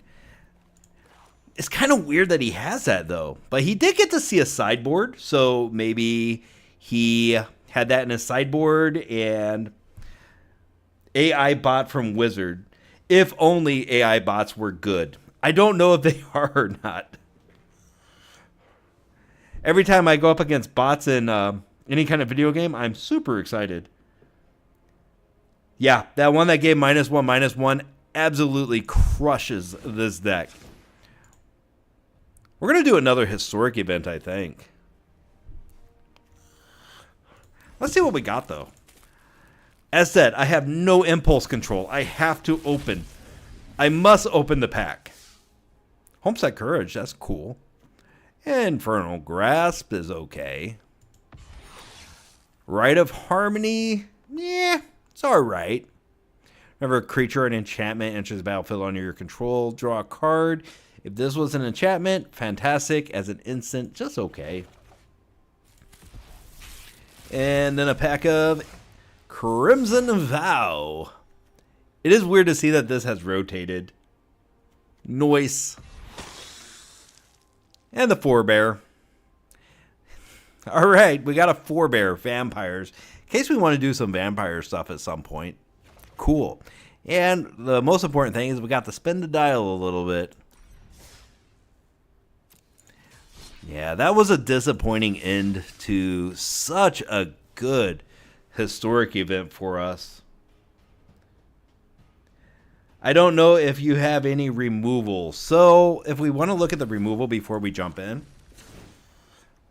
we have 4 portable holes, which we did not find. And in the sideboard, we have 4 glass caskets in case of things like that. His deck has some cheap removal, but nothing too crazy if I remember right. There was an enchantment that gave all creatures -1/-1, which is what finally killed us, Game on Crafter. 2 cards for the Vamp Shell. Not bad. Absolutely. Vamps might be a way to go. I do like some vampires. The only expensive thing for the vampires would be lands. Maybe getting some Jaders would be nice. But those are standard right now, so we won't be able to actually get the Jaders. Or Jadar. Jadar. I love Jadar. Such a good card. Get to create a 2/2 zombie with, what is it called? I almost said fading, but that's not it. That's not the right word.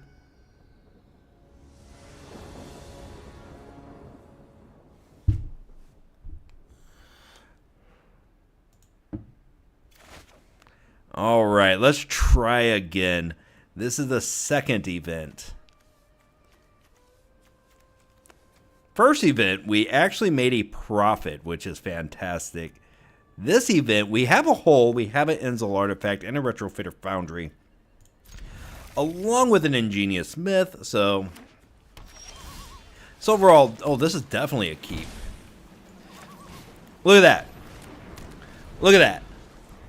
So we lost the 5th round of that last one, and all of a sudden we have a pretty decent hand with a lot of things we could do. Weird how that happens, isn't it? So, he probably has counters. Our deck does not like control builds. Let's try to sneak this onto the Retrofitter Foundry, and it gets on it. Awesome. 5 early damage. He's going to have counters. He has Hall of the Storm Giants, so he's control. Coffee, how do you feel about equipments in this deck? Like the Nettle Cysts out of Loris. Out because of Loris, but Barbed Spike for more Thopters. I'll have to look into that. I'd have to look into that, but yeah, this deck is already pretty solid. Now we can move onto different kinds of decks, right? I wanted to build this deck out all the way, and I think that it's close to where I want it to be for the long haul, right? So now we could start looking at some other decks for this profile. But as it stands, I want this deck to be exactly how it is right now. Come over here. Kill the Narset. Narset doesn't really hurt us that much, but him being able to dig for a card is pretty good. We don't want that. Now, an enchantment deck would be a thing we can do.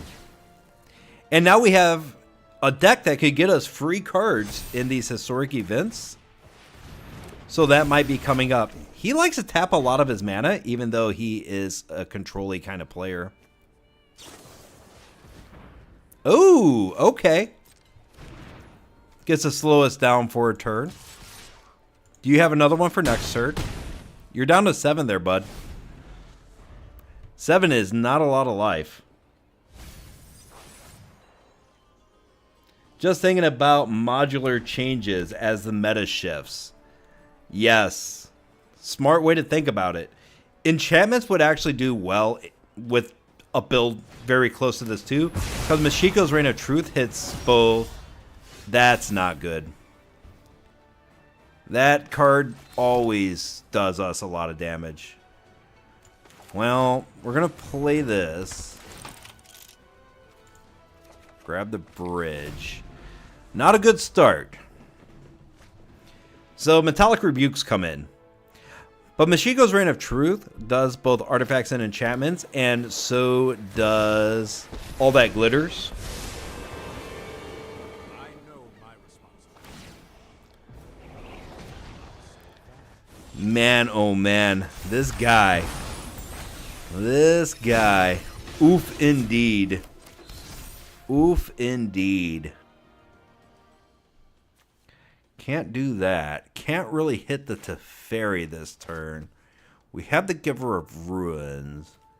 We have a Smith too. This costs 2. So maybe we're playing Portable Hole and grabbing the Search for whatever. Dropping Giver of Ruins, passing the turn. Divine Purge is one of the strongest cards against us. And, of course, Teferi, Hero of Dominaria in person. Makes it to where this match is probably going to go to round 2 with us being down a match. Alright, what are we doing? We could drop the Smith. That costs 4.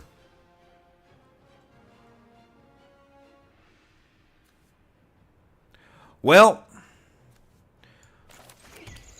we want the Roadside Reliquary because we have an enchantment and we have an artifact. Go after the Teferi. He does something here. Emperor. Okay. And what? Minus? My people must contend with me. Yep. All right. Well, we're going to give this protection from white. So that's a little bit of a misplay. Stifle. Never mind. Stifle really showing itself to be strong. Let's draw a couple cards. Whenever I win a few games in a row, the matchmaker starts feeding me to control decks. Yeah. So, you know, one thing that I've honestly done in the past, like whenever I get tilted from, you know, you win a good amount of games in a row. You feel really good about what you have and what you've been doing. And then all of a sudden, yeah, you get fed something like this where you can't do anything. I've actually just gone in and conceded 40 times in a row. You know, start the match, concede. Start the match, concede. Oh, man. Maybe that is a real strategy. I don't know if anybody's ever used it before. Divine Purge. Wow. Well, let's go on to round 2. I don't know. Giver of Ruins is now expensive. Retrofitter Foundries cost 3 now. Loris is useless. Portable hole can be used to grab that, but then we don't get to cast. We can still cast an Ornithopter. Grab this. Don't think we could actually burn through this. Not without Metallic Rebukes. With Metallic Rebukes, I think we'll be fine. That costs 3. Let's concede. Let's concede. Like we're favored against controls? Yes. If you get them in the first 2 or 3 turns, favor is with our deck. And with Metallic Rebukes, we're doing really good against control.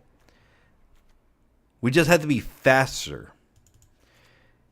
And we have to have a little bit of interaction with the Metallic Rebukes to counter the Teferi and the Divine Purge. Divine Purge costing 3 makes control very difficult to play against with this deck. We don't need to draw cards, so we get rid of that. We definitely want that stuff. Portable holes, we go down to 2. Giver of Ruins, we go to 3. But with Esper Sentinels, Giver of Ruins, Metallic Rebukes, we should be very good against control. Should be.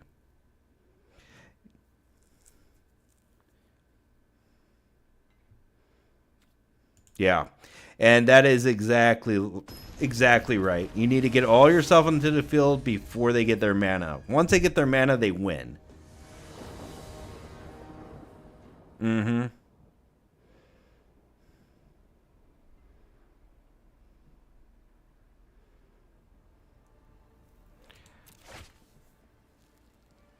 Mull. Oh, it's only 2 mana. But 2 Rebukes. A Giver of Ruins. Both of these come in tapped. Let's get rid of the All That Glitters. I am tempted to keep this, and we will. Metallic Rebuke is so good here. Tapped land. Can't hold up the Rebuke anyway. So we play out the Giver. Play out the Giver. Pass the turn. There's the Giants. There's Absence. We're fine with that. Roadside Reliquary. This is an artifact. So we still have Metallic Rebuke up. In the turn. Opponent. Tapped Hall of the Storm Giants.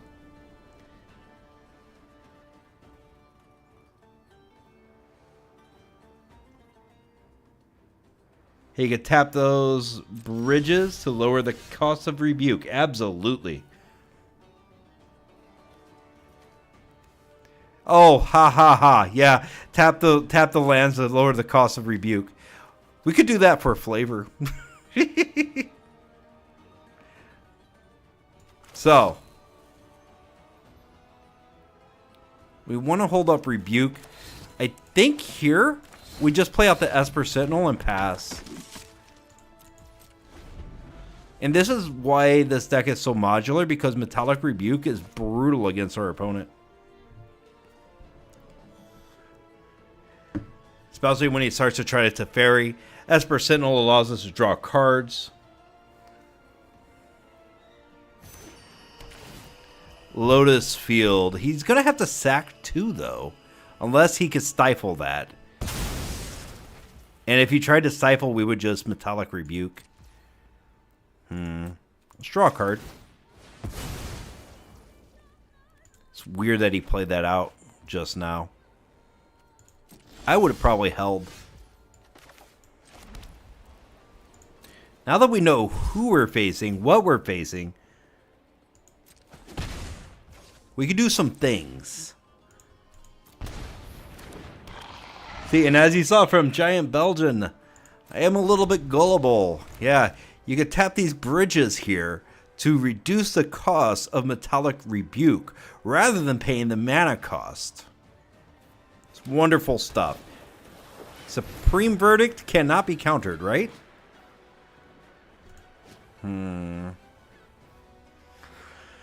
All right.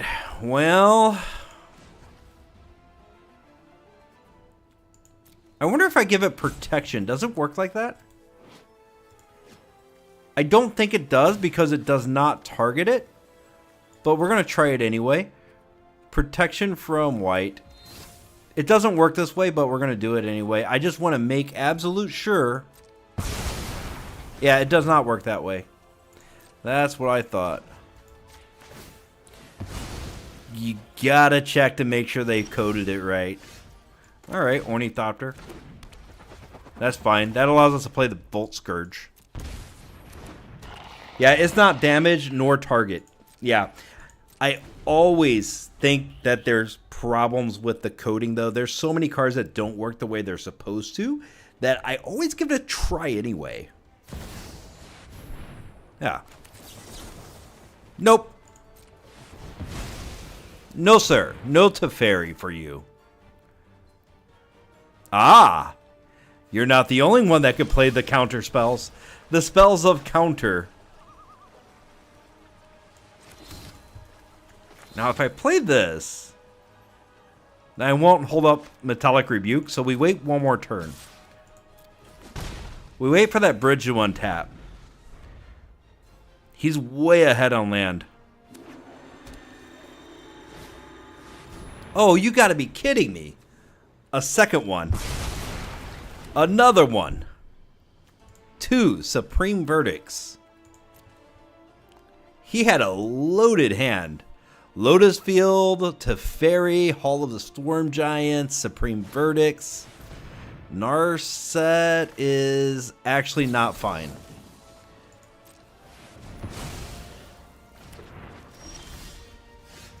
Azorius Artifact.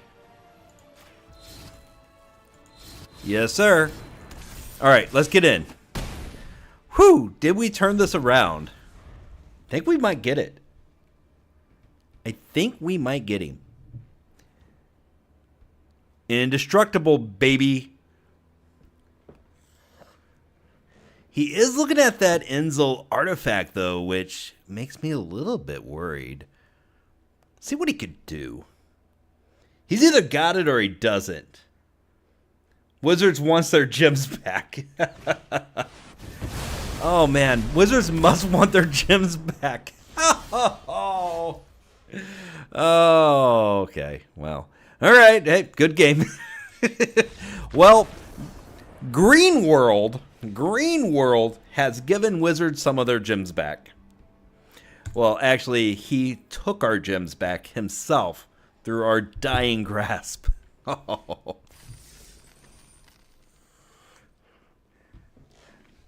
Yeah. Yep, that was a game. That was certainly a game.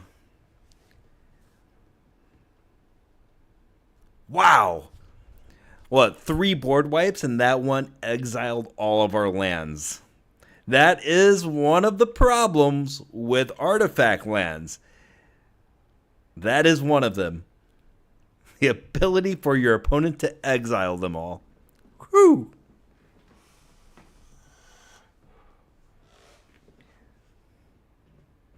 It's the one thing I could just never seem to beat. Yeah, well, Farewell is a card. All right. See you later, Chris. Have fun at your meeting. I played a little bit of hooky from work. I had some leave time. And I'm like, oh, my stomach hurts. I can't work today. Not only does it exile instead of destroyed, which is huge, not only does it remove artifact lands, which is also huge, it also exiles anything else we might be doing, like Mashiko or Foundry. Yup. That Farewell is definitely a card that this deck struggles with. You see a Farewell. Oh, and he makes Loris useless too because he exiles graveyards too. Right? It does everything. Oh, I am using OBS to stream. I'm using OBS, and usually I have my chat in the OBS, But it doesn't seem to be working right now, so I'm using YouTube for the chat. Boss checks YouTube. Oh, I thought your stomach hurt. Oh, hey, hang on. We don't need to be going there.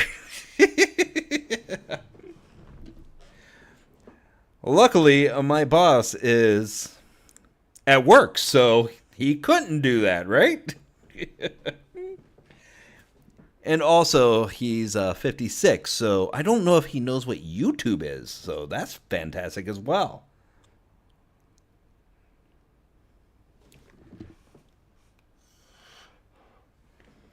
Time-wise, you mean how long have I been going? Because I think it's about an hour and a half, 2 hours. We started at 12:41 today. So it's been a couple of hours. But I like streaming. It's really fun.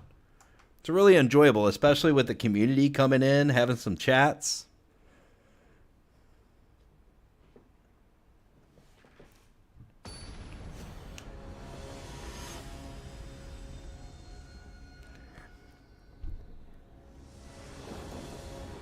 It's really rewarding to hear people chatting and talking and trying to build up a community.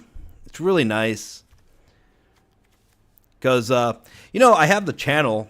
I would play Magic anyway, but I really enjoy making videos. I really enjoy streaming and sharing my love of Magic. So it's really nice to see the community come together and hang out. We'll start with Volt Scourge. No, you are streaming at 2:30. I was wondering how you were streaming, but it makes sense. You're at home. Yes, exactly. My tummy hurt today. So, we got white, we got blue from the opponent. So, we could play this a couple of different ways. He's looking at that Vault Scourge a lot, actually. Either he's not sure what to do with it, or he's going to do something dirty. So, let's start like this. Pay 2. Let's start with a Mashiko's Reign of Truth to see if we can get something out of his hand. There was no stick, so he doesn't have a Fading Hope. So we know that. Well, time to finish the rest of my daily wins myself before I get headed to bed. Well, hey, take care and good night, man. Thanks for joining today. Probably the same deck. Oh, you're right. It has to be the same deck because he's in an event. Which means, good eye, good catch. I missed it. Good catch. Now it's time for revenge.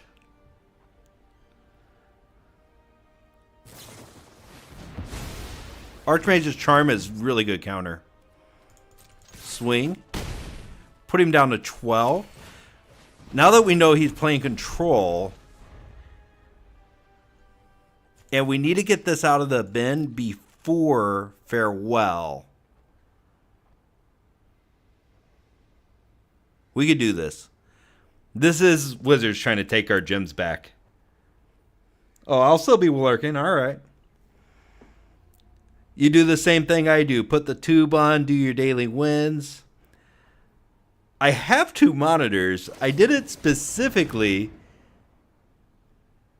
Ouch. Well, I won't say specifically all of the things I need to say there, but let's just say that usually I use it to do daily wins and also to play Magic the Gathering Arena or whatever else I'm playing.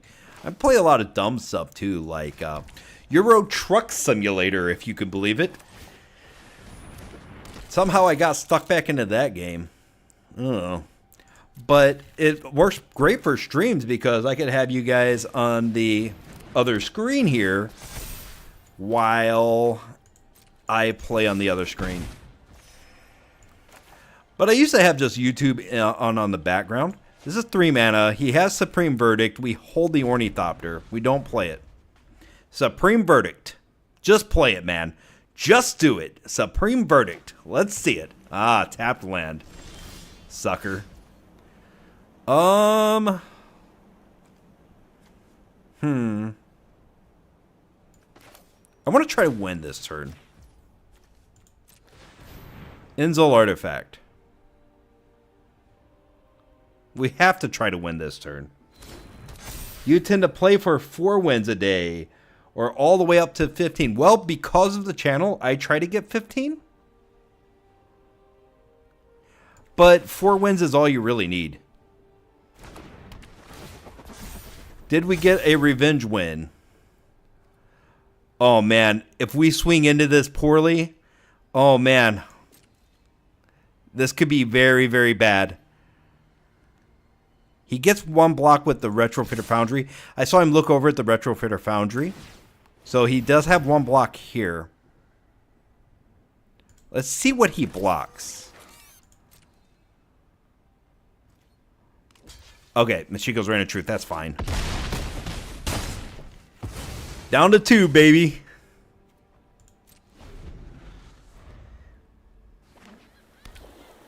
Yeah, so 4 wins is all you really need. Gee whiz. Alright, well. He knows how to draw some magic cards, that's for sure. He is at 2, though. He's at 2. If I can't beat him from this spot, I'm uninstalling Magic the Gathering Arena for... Well, that definitely kills us. Doesn't matter about picking up Loris. Man, oh man, this guy, man. Green World here. Deceptive name, too. Alright.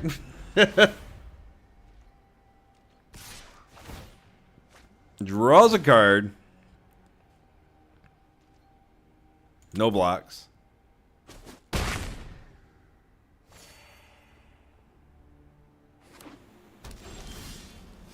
And that is land. Alright, well. Good game again, Green World. What's going to be good against him? Metallic Rebukes. We need 3 of these. We only counter his board wipes. Go down to 2, all that glitters, go. I'm really sick of this guy. Really am. Really sick of him.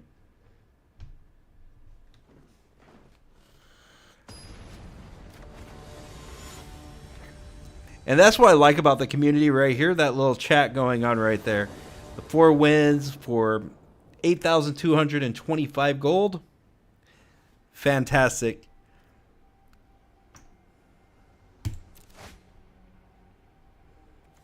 Like, a lot of people know their stuff. That's awesome. He drew literally the only card that stopped you from winning. Yep. Yep. That is one of the problems with Arena, is they say the shuffler is fine. Though we all know the shuffler is not fine. If you win too many in a row, they tend to punish you. We'll let it enter tapped. Drop Ornithopter. That's true. Just for gold, it's not worth it to go all the way up to 15. The rest, though, it adds up. It does. Yeah, that's why I do all of the wins. Because of the channel. I have to. Alright, we're going to try to aggro this dude off of the field. We're just going, you know, male genitalia to the wall. Gonna get him.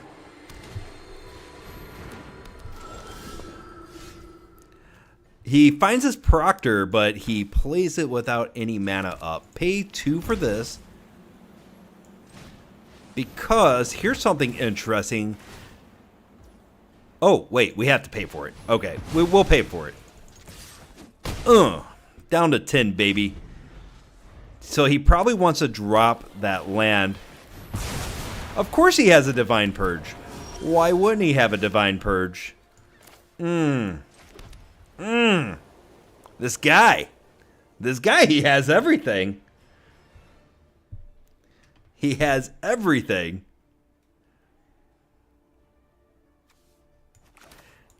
Giver of Ruins. Let's drop the Ornithopter as well and pass. I don't think we could beat this guy. Yeah, now he has infinite mana. The infinite mana glitch is unlocked.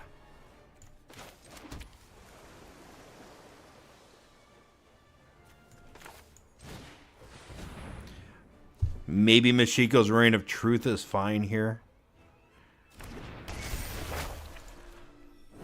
I'm pretty sure we're just going to have to scoop against this. The one thing we were not prepared for. Pick up the Loris. It's funny because I thought we were more prepared against this deck than it seems like we are right now. Maybe it's just bad draws. We did tap out though. Metallic Rebuke doesn't do much. But Divine Purge is brutal against this deck. Flying, First Strike, Lifelink, Protection from Demons, Protection from Dragons.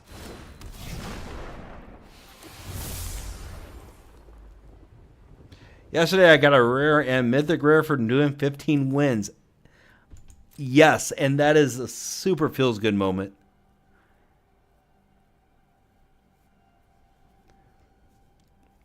It seems like whenever I first started this account, that was happening to me like daily. Of course it's land. Drop it here.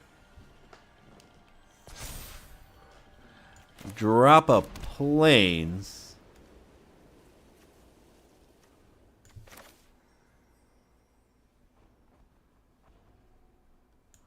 Okay, we're going to go slow. But I think we might be able to get around this. If I pay 1, 2, resolve that.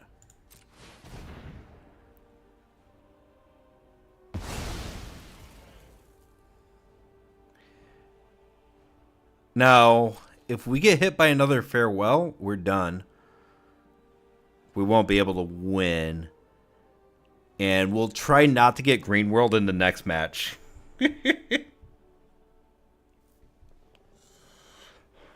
Oh yeah, that would be awesome. If it was just like cards from any set, I think it would be a lot better. But the way it is, it's like all standard stuff. And you could max out on those standard commons and uncommons super quickly.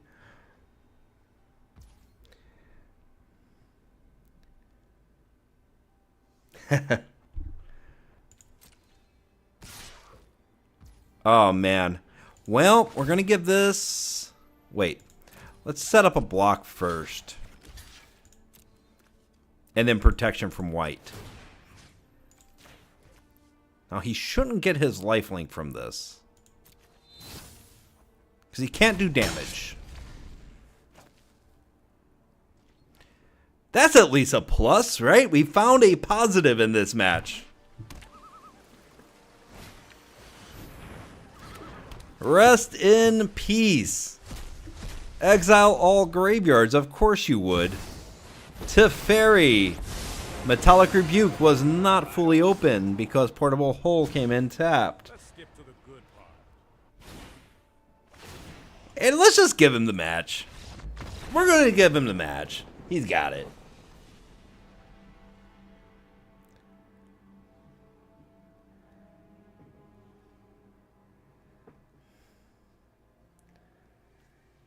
Ouch.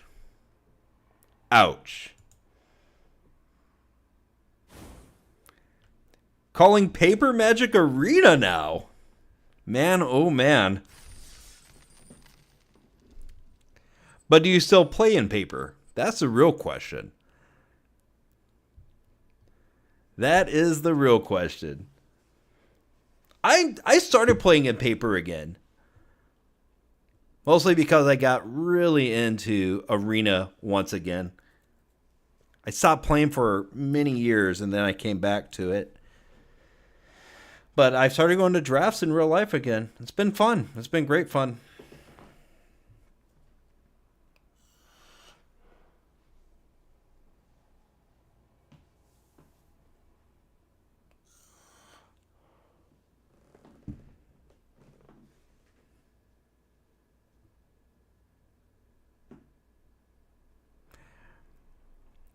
And the long wait begins. Sweet Tooth Village, though.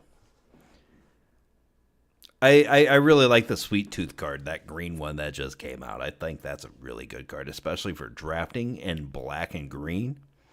I've really liked Wilds of Eldraine's draft environment. I think it's a really good one.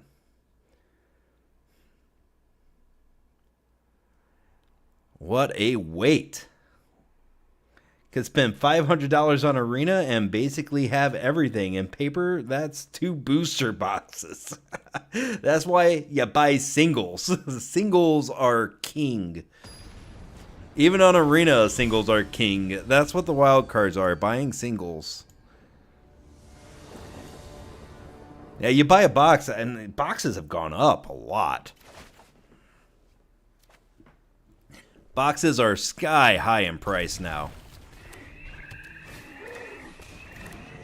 And it seems like Magic cards are like, they seem thinner. I don't know if you guys play paper, but they seem thinner now than they used to. RN Jesus is with us today. Playing equipment deck and didn't have any equipment in opening hand. Oh, that is when you know you've won too many games in a row. Even with singles, yeah, those top decks easily spend over 150. You are not wrong. Let's grab the Grazer. We finally found a not control player, guys. That's perfect. This guy's going to just get eaten up by us, I believe. I've never had trouble against a Grazer deck. Okay, unless they have Shieldred the Apocalypse. I thought this was the gate deck at first, but I'm realizing it is not the gate deck. Drop that. Drop this while we still have some life. Swing in for 1. Alright, we draw a card as a Giver of Ruins. That's at least a positive. 4 copies of Shelly are about $95. They might be more.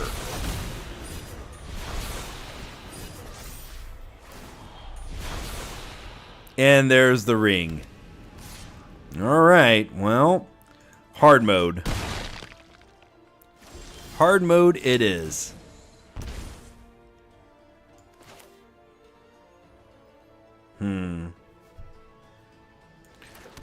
We're going to pay 2 life. We're going to drop the Smith. We find nothing. I'm going to put Inzel Artifact on the Scourge. Swing. That gives us some of our life back. And the 1 ring came down this turn. Alright. Well, we block with the Smith against a Shieldred.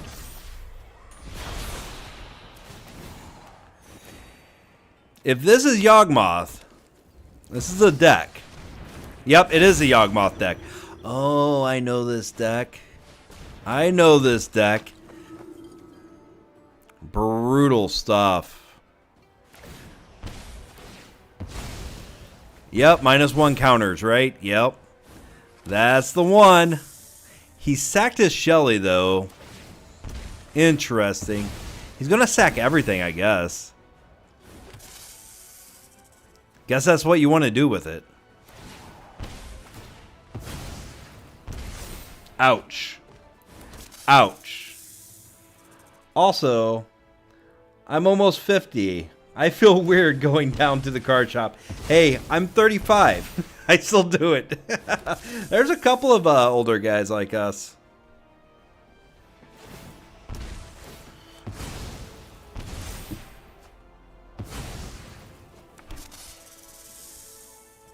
Cool. Now we know what he's doing. With this deck, the thing is most of his stuff are small, and we could easily get some glass caskets in here and handle most of the things that he has, if we could ever draw them. We have had trouble drawing the things that we needed. Meta-Tech goes down. We don't have any board wipes. Metallic Rebukes, a couple of those. Kind of works like a board wipe. It gets rid of the important stuff from the opponent. Go down like this. Let's do it like that. Constructed events don't mess around. Yeah, I consider them magic in-game. No one uses a deck that doesn't win most of the time. True. Very true. Now, I will say that the Azorius Artifacts deck, well, we won 4 and lost 1 in the first one. And that last match, we just kind of got burned out of it. It really feels like we've had bad matchups in this round. And that does happen. Of course, and it does stuff like this, like the razor tight bridges and stuff like that. We do have a hole. We have a glass casket, so we could deal with his early game with this. I think this is worth a keep and dropping 1 Smith. We're going to be slow. Nice, slow, and steady.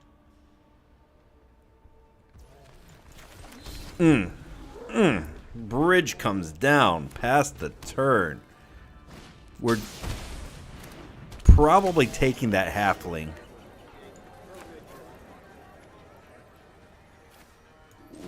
We don't want him playing things early. When your opponent gets to play things early, it gives them an advantage. We might even turn that portable hole into a thing. Is this the one that does a thing? This is the one that does -1/-1 counters.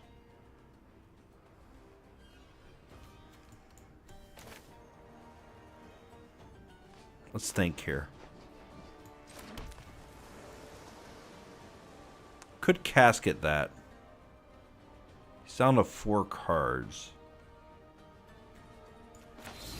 I think we're going to go Smith. And we're going to hope for a portable hole. We get an Ornithopter. Drop the Ornithopter. Grow the Smith. Drop Ornithopter. Retrofitter Foundry. Grows a Smith. What do we get? What's the opponent going to do? Gotta head out now. Work is draining my soul. Thanks a lot. You take care. Have fun at work. Your deck would probably eat best of 1 constructed. You would surprise people with artifacts and how fast you ramp. Yeah. Now, you made a comment earlier on a video that was asking about Azorius Artifacts in best of 1. And I think that the base deck for this does okay in best of 1. Like, I've been messing around with it a bit. And it seems like it's always either crushing the opponent or you get a bad hand and you gotta just scoop it up. But that's true for all best of 1. You know, if you got a bad hand, you just got a bad hand.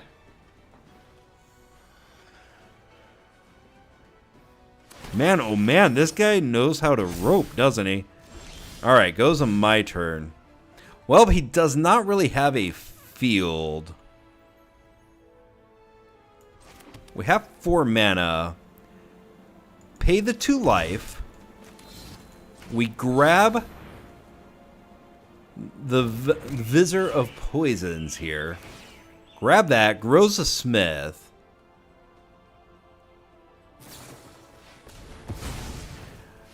Court of Calling. Fine.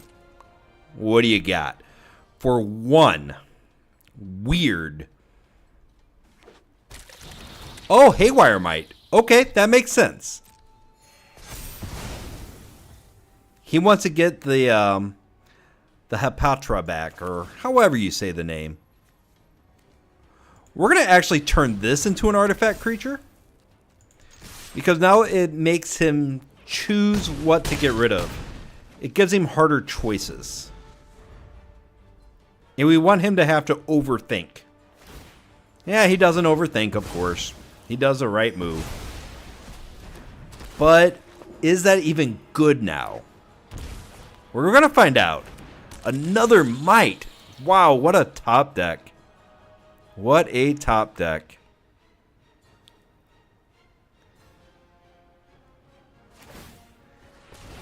It's pretty good. I played nothing but best of one.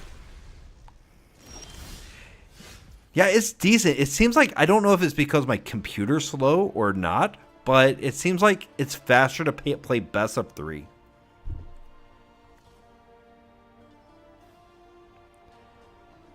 That could literally be my computer's really slow, though.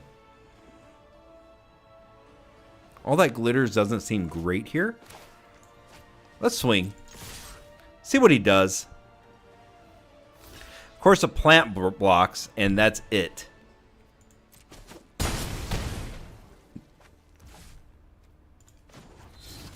Create a servo.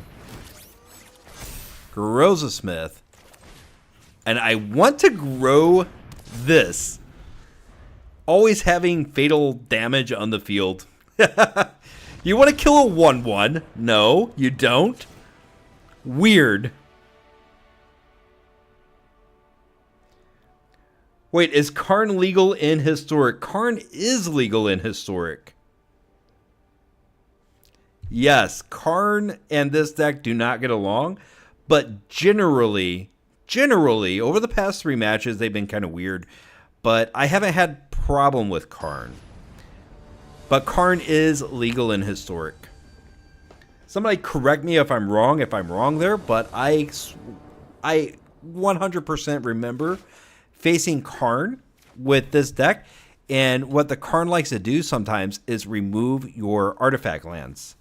And it gets a little brutal, but generally you could outpace a Karn deck. I would be a try-hard bastard and slot 2 to 3 Karns in this deck. Could, but if we slot Karn into this deck, we would lose our Loris. So we have to make a trade-off of losing Loris if we do that. But in all honesty, just 1 copy of Loris and it gets removed, you're done. Ah, yeah. I thought I remembered that correctly. He is a brutal boy, too. Let's go Citadel. Scourge. Thopter. I forgot about the companion. Yeah. Each permanent card in your starting deck has mana value 2 or less. That's the only way we're able to play it.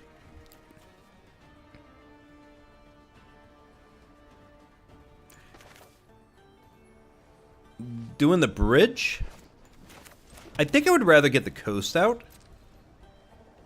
Swing for 1 in the air. Bowmasters. Well, alright. Counter.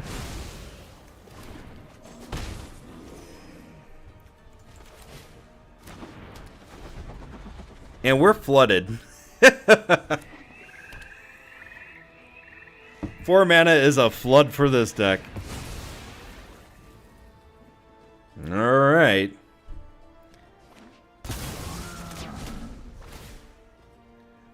Yeah, a version of this deck that goes much bigger. There probably is. We could look into that. I like having these little bitty dudes just running around, just growing bigger and bigger. But I know like a more traditional affinity deck is going to grow a lot bigger. Mono Green Devotion and Explorer. You're that one, huh? You are that guy. Turning my brain to mush. I'm an autopilot playing that deck. Absolutely. It's very good, though. It wins most of the time. There is a Boros deck that tries to counter mono green.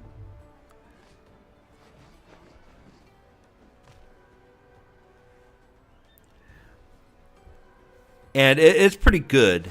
It gives you protection from green, and then they can't do anything. But Mono Green Devotion is the deck to beat. Well, I think they're going to keep giving us these bad matchups. That's what I think is going to happen. And we're flooding like crazy. Just drawing all lands. This deck wants 3 lands at max. And we have 5 on the field, 1 in hand. But we can start getting back. Well, we only have a Vault Scourge in the bin. Alright, pay 2. Drop Ingenious Smith. Reaching down, grabbing nothing. Alright. Well, we'll play the Loris. We'll play the Vault Scourge. Pass. We're wide. We are now wide. Now all we need is an All That Glitters. Or Mashiko's Reign of Truth. Awesome. Hey, that is what's up. We do pretty well against Mono Green. Yes. And Portable Hole in our opening hand. We just snatch Utopia Sprawl. Yes. And they just kind of fizzle. Absolutely. You kill their mana ramp, they're dead. I mostly play in Standard and Explorer. Brawl is something I'm going to jump into next. Brawl could be interesting. Oh, baby. Oh, baby. Oh, baby. You got me in the first round. Ooh, yes, and I'm getting you now. You got to remove both the Volt Scourge and both Ornithopters. Yes, finally. Finally. Ooh. It's amazing what happens when you do not go up against Azorius Control. Man, oh man. Man, oh man, was that hard. Yeah, I thought I remembered you talking about Explorer quite a bit. I enjoy Explorer. It's Mono Green is everywhere, though. We have to find things that get away from that Mono Green Devotion. It does a lot of things. I think that fairies are good against Mono Green Devotion, but there's not a lot else out there that's really good. I tried like a Rakdos build, and I think with the Forge as well as the Devil Daddy and Onikote Anvil, as well as Familiar, as well as the Oven, I think that does really good even against Mono Green. But Mono Green is hard to get around in Explorer. Which is funny because, well, Mono Green is better in Standard now than it was for a while. But for a while, Mono Green was just something you wanted to avoid in Standard. And yeah, Rakdos Sacrifice is strong. I have a really fun build of it that I've been messing around with. That's on my other profile, though. Right now, we're trying to actually build this guy out. This is the last event that I'm going to be able to do. You know, there's people that stream for 10 hours, which is insane to me. Because after about 3 or 4 hours, my voice just gets raw. And creativity is nasty. It's very nasty. I think it's fairly cheap, too. If I'm not mistaken. Because you just need your 2 finishers. 1 copy of each of those. This should not have been a keep, by the way.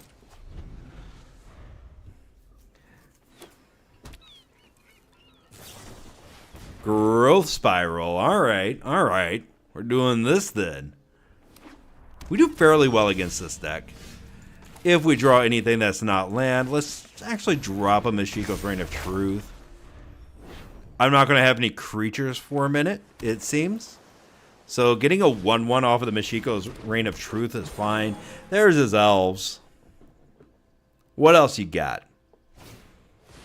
New Horizons. Alright. Pay a couple life. Portable Hole. Grabbing Llanowar Elves. Playing Vault Scourge. I don't remember if this deck has a lot of removal in it, but for some reason I think that this is a fine move against this deck. So we're going to roll with it. next turn if he does not remove the Vault Scourge, which I don't think he runs a lot of removal. We're going to do some fun stuff. Yeah, Worm and Xanagos. Exactly. Easy wild cards from that Explorer Anthology 3. In fact, those were the whole reasons that I wanted Explorer Anthology 3. Decided to go with the Historic Anthology 3 because just Giver of Ruins, like just the history behind it, how good that card actually is incredible.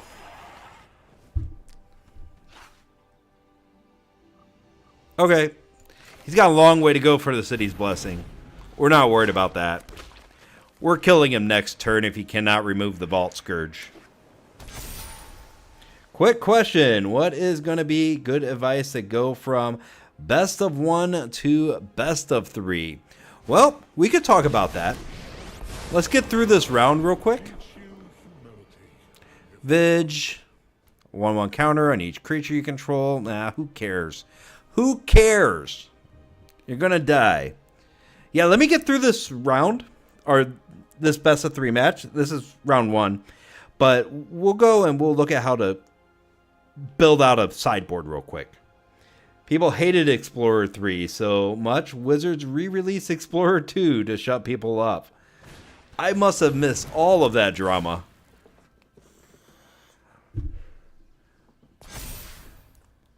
I'm going to have to do some research now, because that sounds like something fun to research.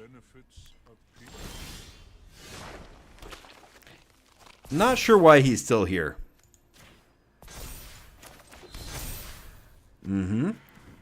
We could use hole, throw something in a hole, but I think we just swing. Removal, right? Nope, just death. Just death.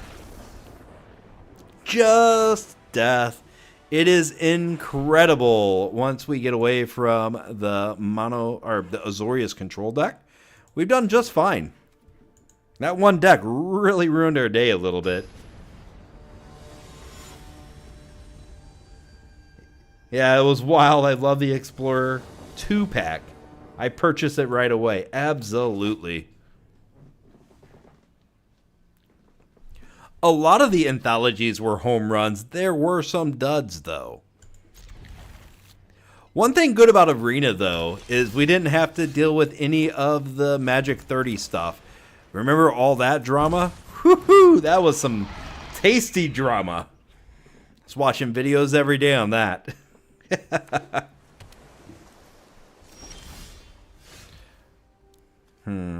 Swing.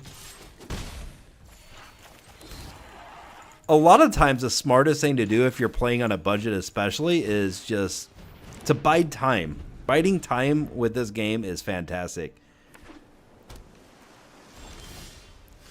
Because something that seems like it would be really good sometimes isn't. And things that seem like they're really bad are actually pretty good. Lotus Field is top meta deck on Historic. Yes. Lotus Field is phenomenal. Okay. Just the fact that you're able to grow your mana base so quickly. It's just very, very strong. Hard to beat. Very hard to beat. And we got the first 2 matches against it. It was absolutely incredible. So we do know that Lotus Field deck beats our deck. Beats the Azorius Artifacts. But as you can see, other things, not so much.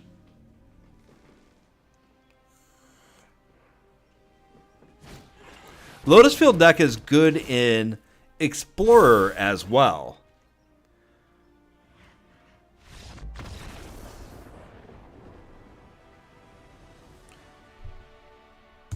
Awesome. Fantastic. So a lot of the times, like in real life, I'll buy packs whenever I want to open something. But a lot of times I'll go into these events and try to get cards for free.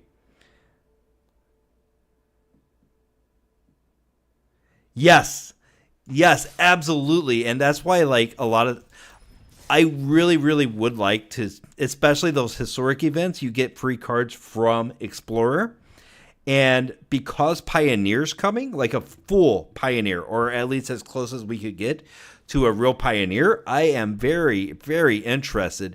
That's one reason why I kind of was leaning towards this guy right here, the Explorer Anthology 3, just because it's like, if full Pioneer is coming, then I want to build towards that because it's a real format and they're not going to change the cards. Like in Historic, they could actually change the cards. And I don't like that part of it. I would love to see full Modern on Magic the Gathering Arena because full Modern, you're looking at a deck that's $800 or $900, and on Arena, you could do it for fairly cheap. You're basically trading money for time, but if you're willing to spend time, then that's great. Like, you could do it for almost free.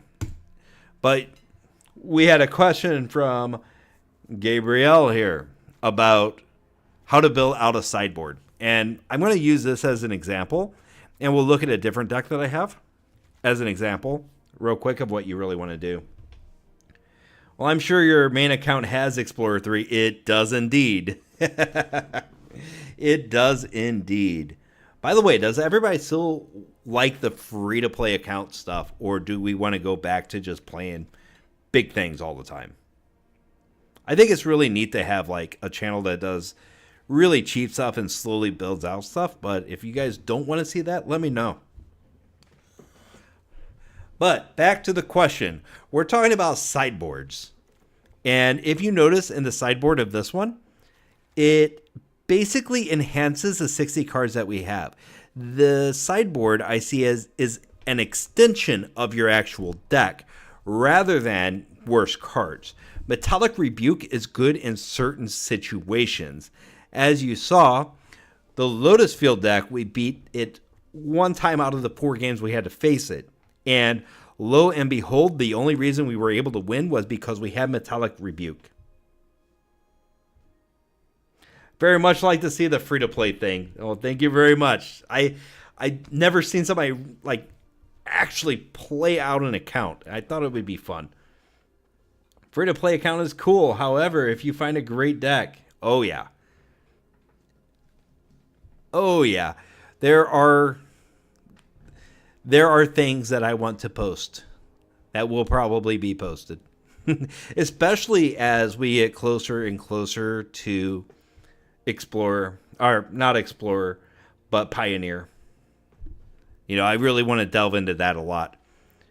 But let's talk about the sideboard thing just for a moment. Thank you for that. I really wanted to know whether people were actually enjoying that or not. I've enjoyed doing it.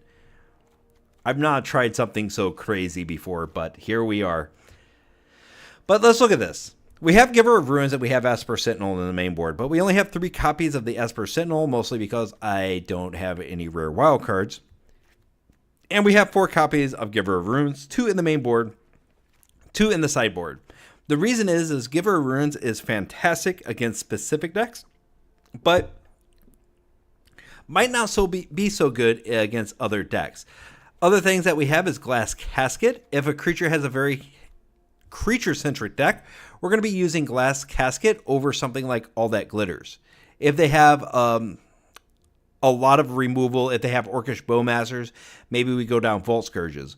Vault Scourge, in my humble opinion, is phenomenal in this deck and deserves to be here even with Orcish Bowmasters running around.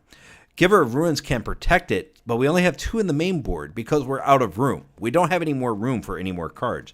Therefore, you put 2 more Giver of Ruins in the sideboard, and if they have Orcish Bowmasters, you put them in. Basically, your sideboard is to meet your matchup. If we want more innovative meta text, we put it in. If we have Planeswalkers, we put the Sire Ginger in. Metallic Rebukes face anything that has, say, like a Collected Company or any kind of Lotus Field deck, stuff like that. If they have creatures that get progressively bigger over time, mono green, Glass Casket is great against mono green to get the guy that costs 3 mana and then turns into an extra mana every turn. Cannot remember his name, but he flips whenever you kill it. Glass Casket is great against that card. Termod's Crypt is fantastic against graveyards. Therefore, your sideboard, the first game is trying to figure out what your opponent is playing and try to beat him in the first round. This deck is centered to do that. If you want to play this in best of one, from what I have seen, this specific deck, these 60 cards are pretty solid in best of one. Because you have no knowledge of your opponent's deck, your opponent has no knowledge of your deck. Your sideboard is to see what the opponent is doing and try to, what shall you say, stop them from what they're trying to do. Now, they have the same opportunity, so things that you think they might be able to go up against really well, like, say, an Esper Sentinel, might leave the first 60 cards of your deck if you're fearing Orcish Bowmasters and you're not going to be able to respond. That's just an example. Esper Sentinel probably stays in. We could go over here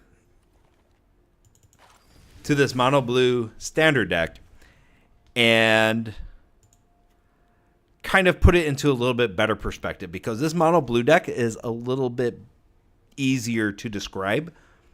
You have the Make Disappears. Make Disappears are okay, but if you don't have a lot of creatures, it could be pretty bad. We have enough creatures in this deck to really justify them. But let's look at the sideboard real quick. Witness Protection. Witness Protection is only good against creatures that you don't want to do things. Like, say, a Glisa is a good example.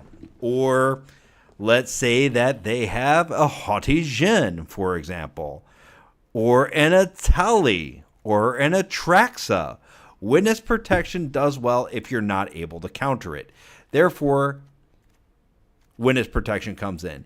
If they're playing green or red, Change the Equation is a fantastic card. This is a good sideboard piece, even in Historic. I watch all forms of Magic. I'm good regardless. I appreciate that. So, basically what I'm saying with this is Change the Equation is good only in certain situations. Right? No Sharks? It's a free-to-play account. Oh, yeah. How dare I? Shame on me. Shame on me. Shark is one of my favorite cards. And the Crab is pretty decent. I haven't gotten to play around with it enough. But yeah, those would be great sideboard pieces. No, those would be great mainboard pieces. What am I talking about? Shark is one of my favorite cards. The Siege Shark, right? I do have a copy of it. Oh boy, I did not know that. Let's get one copy of that. Yeah, but your sideboard is supposed to literally do things for you, like Unlicensed Hearse gets rid of graveyards. If they have things that are digging through their graveyards, Unlicensed Hearse is the way you want to do that. Etc., etc., etc. Oh yeah, that new whale card, I believe it costs 6, right? And it has it's a rare. I think it costs 6. It is a creature. Yep, there it is. Horned Lock Whale. This guy has been making some rounds. And this will probably eventually replace Tolarian Terror.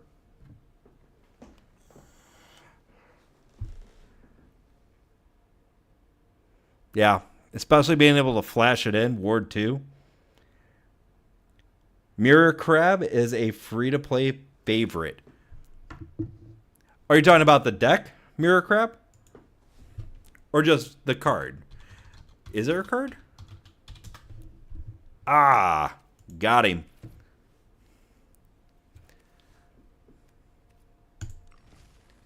And I'm back. Welcome back. Let's look. Because I believe that's a deck that you're talking about.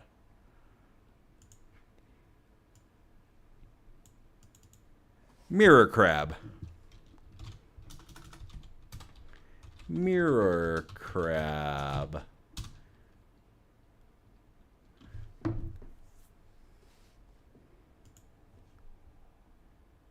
Oh, yes, this guy. The mirror shell crab. Is that what you're talking about? Yes. That guy and the turtle. That one. Mirror shell crab, and I also like the turtle.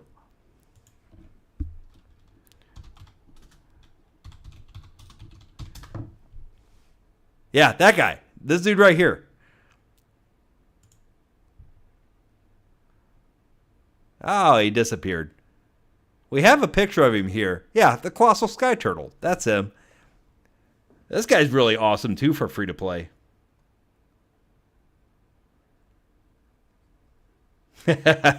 I understand. I'm only 36, but staring at a computer all day for work and then coming home and staring at a computer again.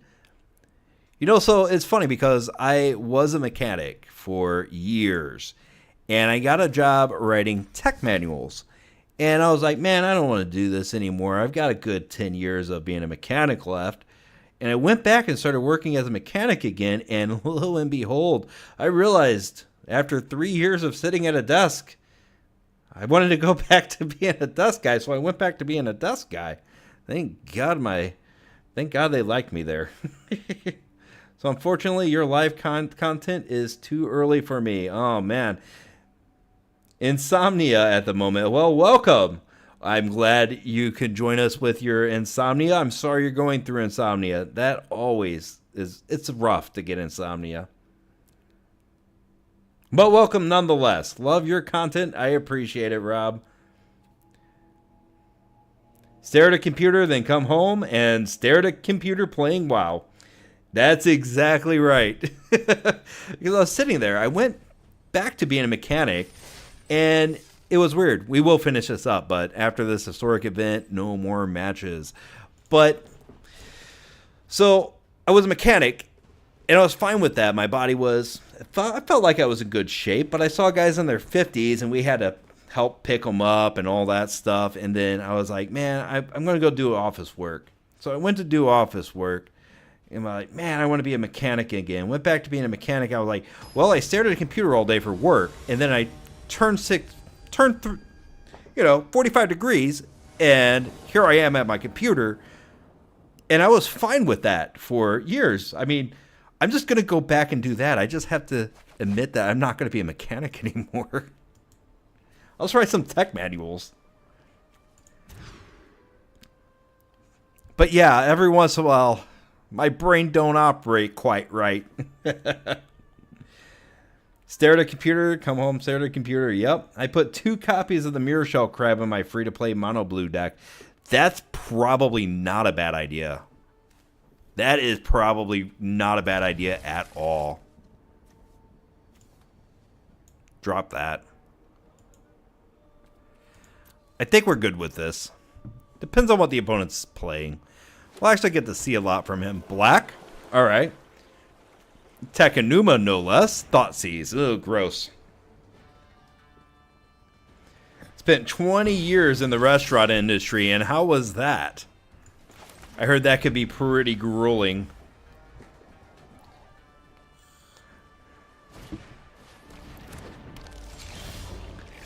Yeah, so the mechanic job that I was working at was at a bakery. It was the first time I worked with food.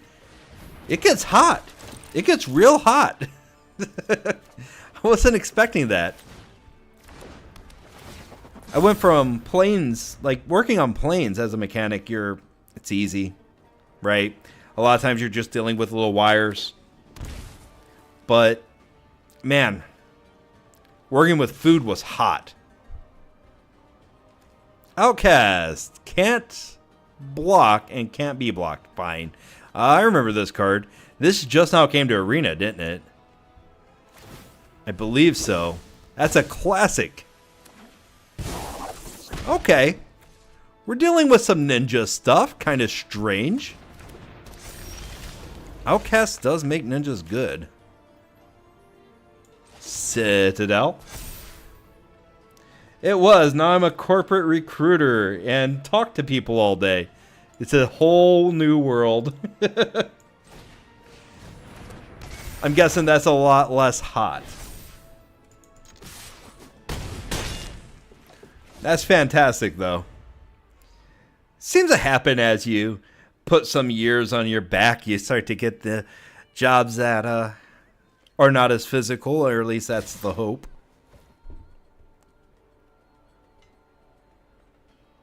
Depends. I know people who are mechanics for 30 years, 40 years.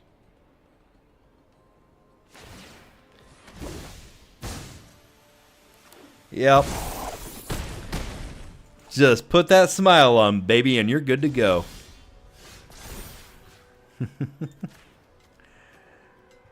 Makes me smile a little bit because that's a lot of what my job is now. It's a lot of you just paste a smile on and hope for the best. Ornithopter, I think that we lose this round, don't we? Well, we put him to 4. What can you do? You don't want to pick up the Silver Fur Master. You might have been just a turn too slow. That's what we're hoping. I was a shop boy in my young teenage years. I think most people start there. Okay, Thousand Face Shadow. We take 9. That is not 12. Do you have anything else? Oh, that's smart. 4, 8, 12. He did it. Wow. Wow. Well played, sir. All right. So we got to get the glass caskets in. Innovative Meta Tech goes out. Too slow. Giver of Runes goes out. He's not running removal.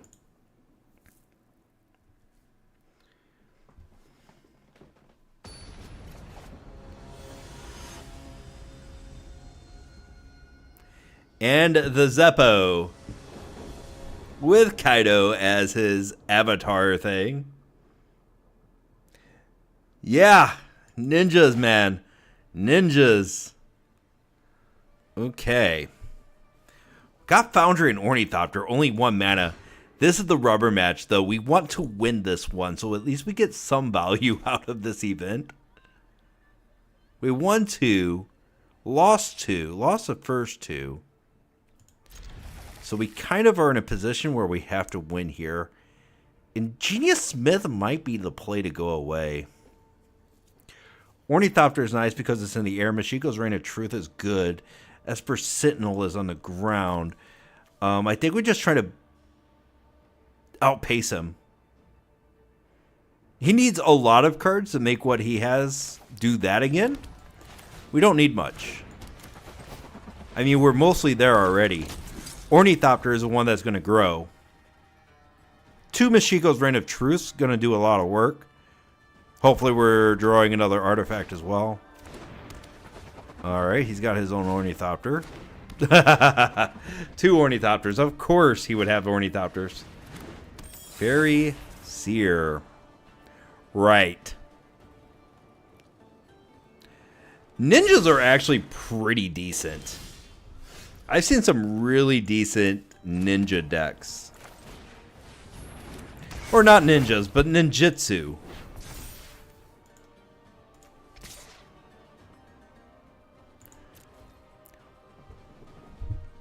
What one should do is hold back here, but we've been at this for about 4 hours now. And ninjutsu in probably, a couple of things.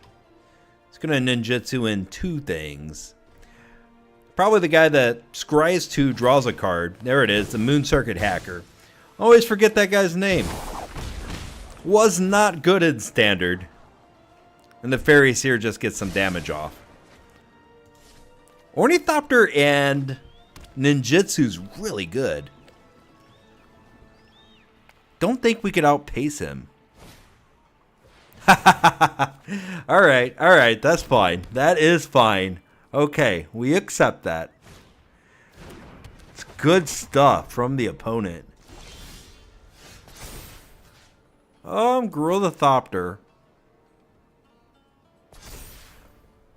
I should probably be defensive, but that's for the weak.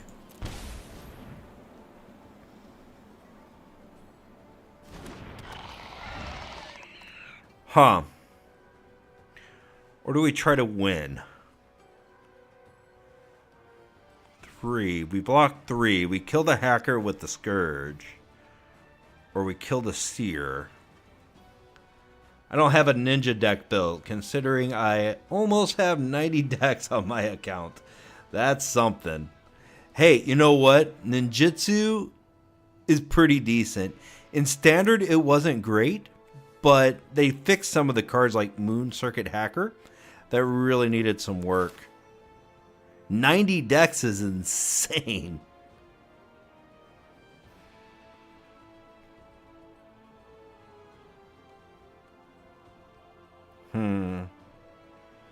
Let's go ahead and be aggressive. It's the last match.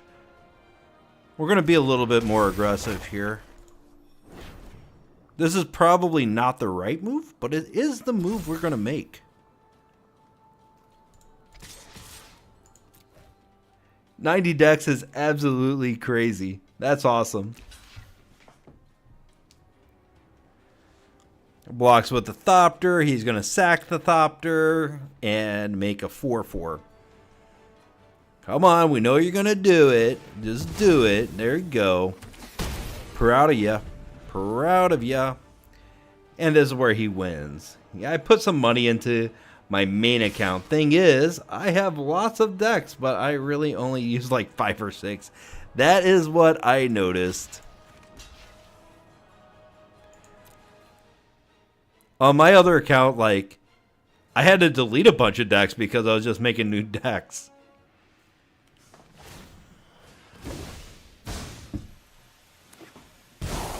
At least we kill something here.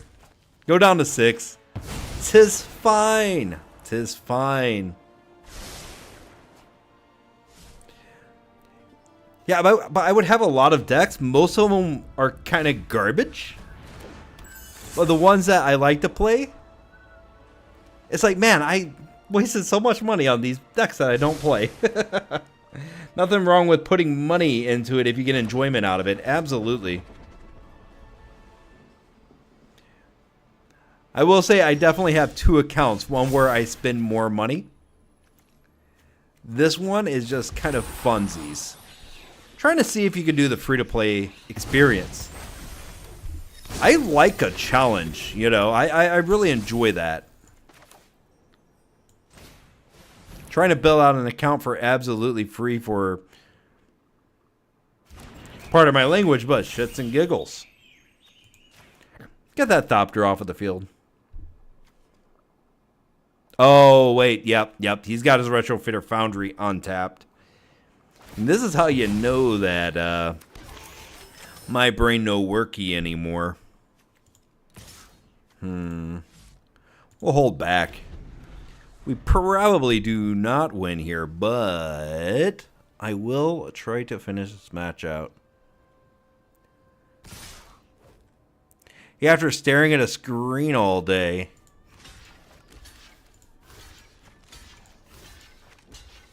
Yeah, let's do it like this. Get a couple of creatures off the board. You are the aggro. This is 5 damage right now. Now, if he pulls the Seer back, we lose. Yep, that's a loss. And he wipes my field. Wait, we're alive. What else? Seer. It's a shame that he still had something. It really is. I like the new Gruul Rolls deck in Standard. So I've used that quite a bit recently. And then we've been buying the pre-release bundles the past 3 sets. And it's been great. 4 wins every day too. Awesome.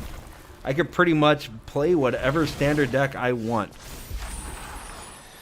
So I was watching another channel. He does a lot of budget stuff. It's like MTG Dad or something. And I'm happy to just concede here. My brain no worky no more. But yeah, it's he was talking about how expensive it is to play in real life. And you're looking at $500-600 for a good deck. Or whenever you are trying to play MTGO, well, first off, MTGO will not work on my computer. So that's a no for me. But also you're spending money, and who knows how long they're going to keep supporting that game, right? And then you look at something like Magic the Gathering Arena, and for like $45, if you buy these little pre-release things for each set, oh, there we go, Tyrant. Then you're going to be able to get most of the cards. A lot of people complain about the economy in Arena, but I think it's fine. I think it's fine. Like, I've been doing this free-to-play account, and you know, we're able to build up quite nicely. Now, I do think that buying packs is kind of a bad idea a lot of times, but I do like to buy the bundles whenever they come out. I don't do it, of course, on this account because that would kill the flavor, you know? That would kill the whole flavor of the account. But on my other account, oh, absolutely. Hell yeah, that's the first thing I buy. And all the fancy lands and stuff like that, you can play for very cheap. And if you don't mind dropping $100 per set, which is what I usually do, I mean, you can play whatever you want.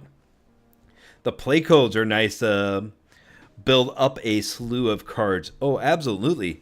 Especially spinning the wheel. Spinning the wheel that's where it's at. If you have packs, spin the wheel. Oh, I keep clicking the wrong spot. That's how you know the brain ain't working too well. We are right there. We are right next to another rare wild card for our singles. The economy is okay, but could be better. Ranked rewards are a joke. Absolutely. I think Diamond should be 6 packs, Mythic should be 10. That wouldn't be bad. I also think you should get to pick card styles.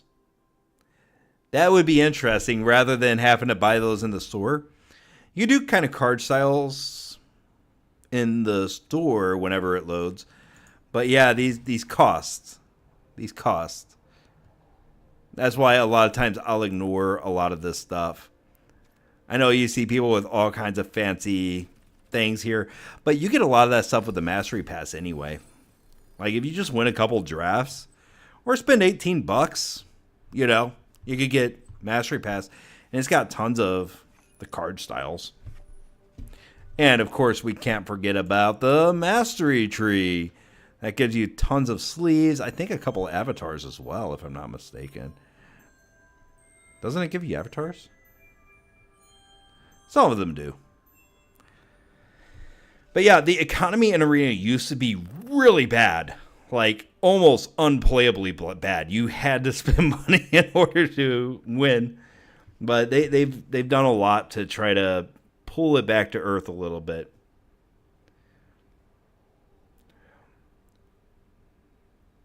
One for Diamond, 2 for Mythic. I mean, pick card styles? Oh, yeah. Whenever you actually get the rewards here. No, that would be awesome. If you could choose what these styles would be fantastic. Last Pass did? Yeah. A lot of times I don't even look at that. I know I'm going to max out the tree, so like I'll literally just hit like suggest pick over and over again until I run out of the little bubbles. Right now you can just get 2 for Plat to Mythic. Would be cool if you could pick the style at Diamond and Mythic. No, I 100% agree with that. That would be pretty sweet. And everybody would have blinged out Shieldred the Apocalypses. What if they were, like, especially people that play in older formats, if they were able to choose like a Vault Scourge. That would be cool. I think that would be worth it.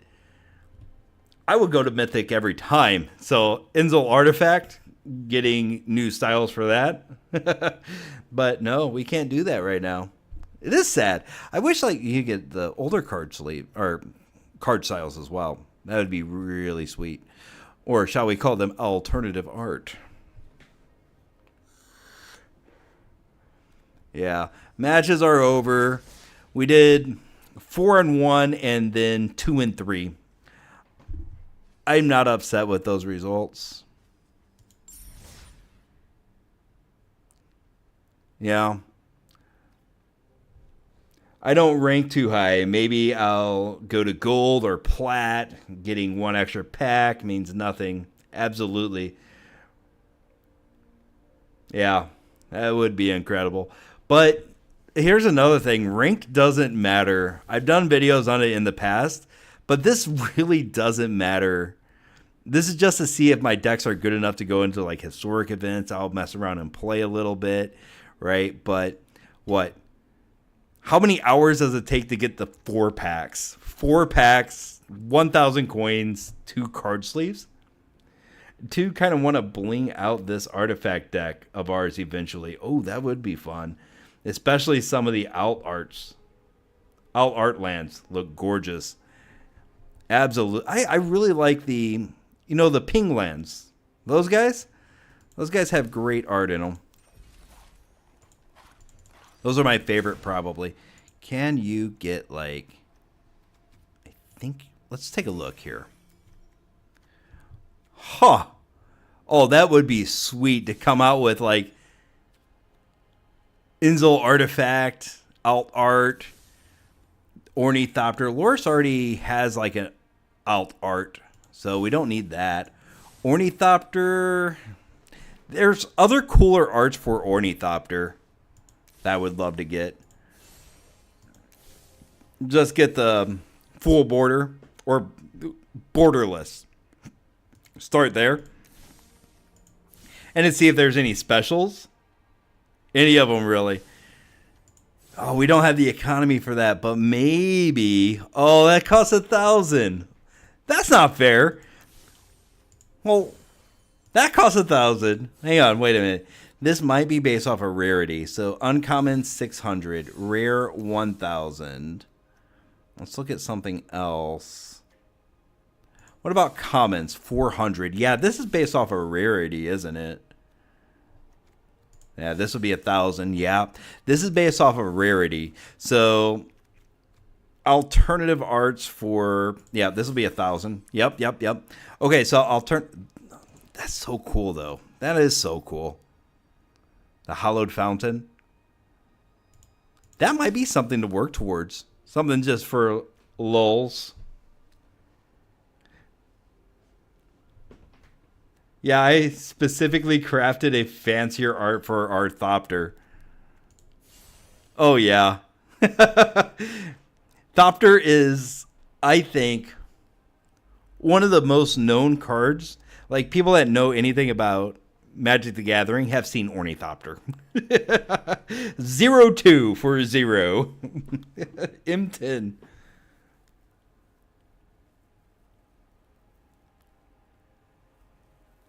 Yeah, it's incredible how significant this card has been through Magic the Gathering history.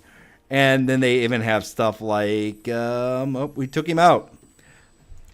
But Thopter. Like, oh, come on. Collected, and turn this off. Even stuff like Hope of Girapur, I think, are weaker than Ornithopter. Even though he has a lot of text on him, and Ornithopter is just flying. Yeah, I got the triangle-ish one with a fancier red ribbon. Really? Is that just something that you have to find in the store when it comes around? Or can you get that right there? Daily deals. Oh, we got a Wrath of God here. Dark Ritual. Dark Ritual is illegal in most formats, isn't it? think so. A Goif and Lightning Bolt. It's a cool style for Lightning Bolt. Yeah, we'll have to look into that. But I really think that I should just be playing events and saving these gems for now. I think I want to save around 8,000 gems. So if we save around 8,000 gems on here, hypothetically, we would be set up for more anthologies as well as mastery pass for next time. Yeah, that lightning bolt. I just mentioned that too. Like that lightning bolt art is fantastic. Like this is cool. Hey, it only costs 300. Don't look. Close your guys' eyes. Yeah. All right, we're blinging out this profile. Blinging it out. If you look at Ornithopter in your collection instead of a deck, you could look at all possible styles. No kidding. Shows how much I've paid attention to art in this. Let's do that. Bam. And flip it. Ornithopter.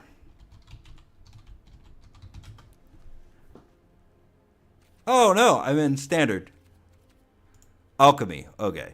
Let's go back to historic. Ornithopter. Then we hit this button. Huh. Did I do it wrong? Oh, no, there it is. It's a mythic. Oh, that makes it look like a mythic. That's sweet. 2,000 coins. I don't want to spend gems on it necessarily, but we might actually... that is a cool art. I've seen that art in the arena, too. I've seen that one. Yeah, Ornithopter in your collection. No, not that one.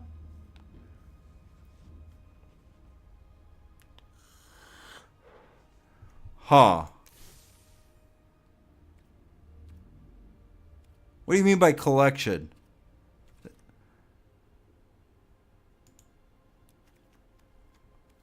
So just do this?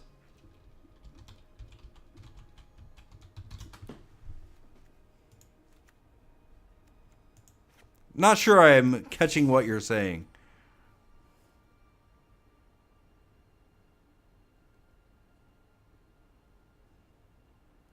The one to the right is what you've got. You know what? We might actually be a little bit behind on the stream because I'm pretty sure I just showed that. Yep. It is a little bit behind. It is a little... Oh, pardon me. Gee whiz. A little bit of a delay there. I figured it was. I was like, wait a minute. I am in my collection. These are cool, though. I kind of like this one, too. They need to make, like, tons of styles for Ornithopter. Hey, if people keep buying them, they'll keep making them.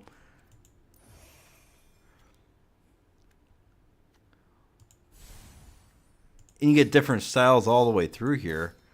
It's kind of cool. Yeah, and that's for this one. Cool. Maybe we do bling out this guy. As you can see, can't do it right now, but I did go all out and bought a... What was that? A bolt? An alternative style for a bolt. Yeah, that one is just wild cards. The regular border fancy one. Yeah, this one here. What do you mean just wild cards? To me, on this account, wild cards are precious. You could buy 400 gems for 1,500 gold in the Sword a Day. We already did that one. Discard the changes. We already did that one. I saw that earlier. I always try to look over here to see if there's something special, and there was. We got our 400 gems for sure. Counterspell. Too bad Counterspell is illegal in most formats. Not legal in Historic or Traditional Historic. What a shame. I love Counterspell. Most of the time when we get together with friends, there's no ban lists. We do no ban lists all the time. Uncommon wildcards, yes, true. Heck, how about this? Let's do it. Pop it back down like it's hot. Ornithopter.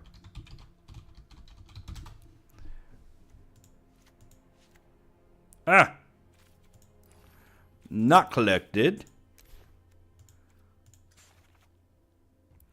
Uncommon wildcards. Let's see. How do I craft this? Let's do it. Let's have the cooler Ornithopter. Upgrading without upgrading. Now the Ornithopter will come to the hand more.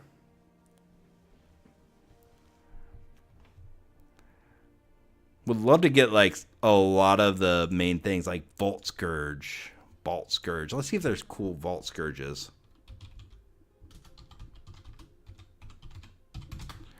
Let's see. And not collected. No fancy those, but card styles. No real fancy ones. Just a borderless. It's a shame. But we could think about doing something like that. But, ladies and gentlemen, the voice is getting a little bit raw now. So we're going to have to cut it pretty soon. Hey, thanks a lot for hanging out, though, guys. I do appreciate it. It's really nice to see folks pop in and get to know you guys a bit.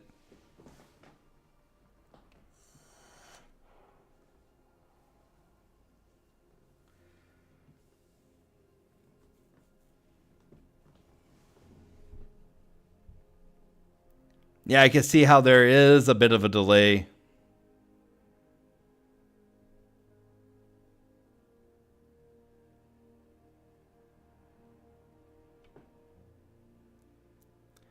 Cheers for the stream.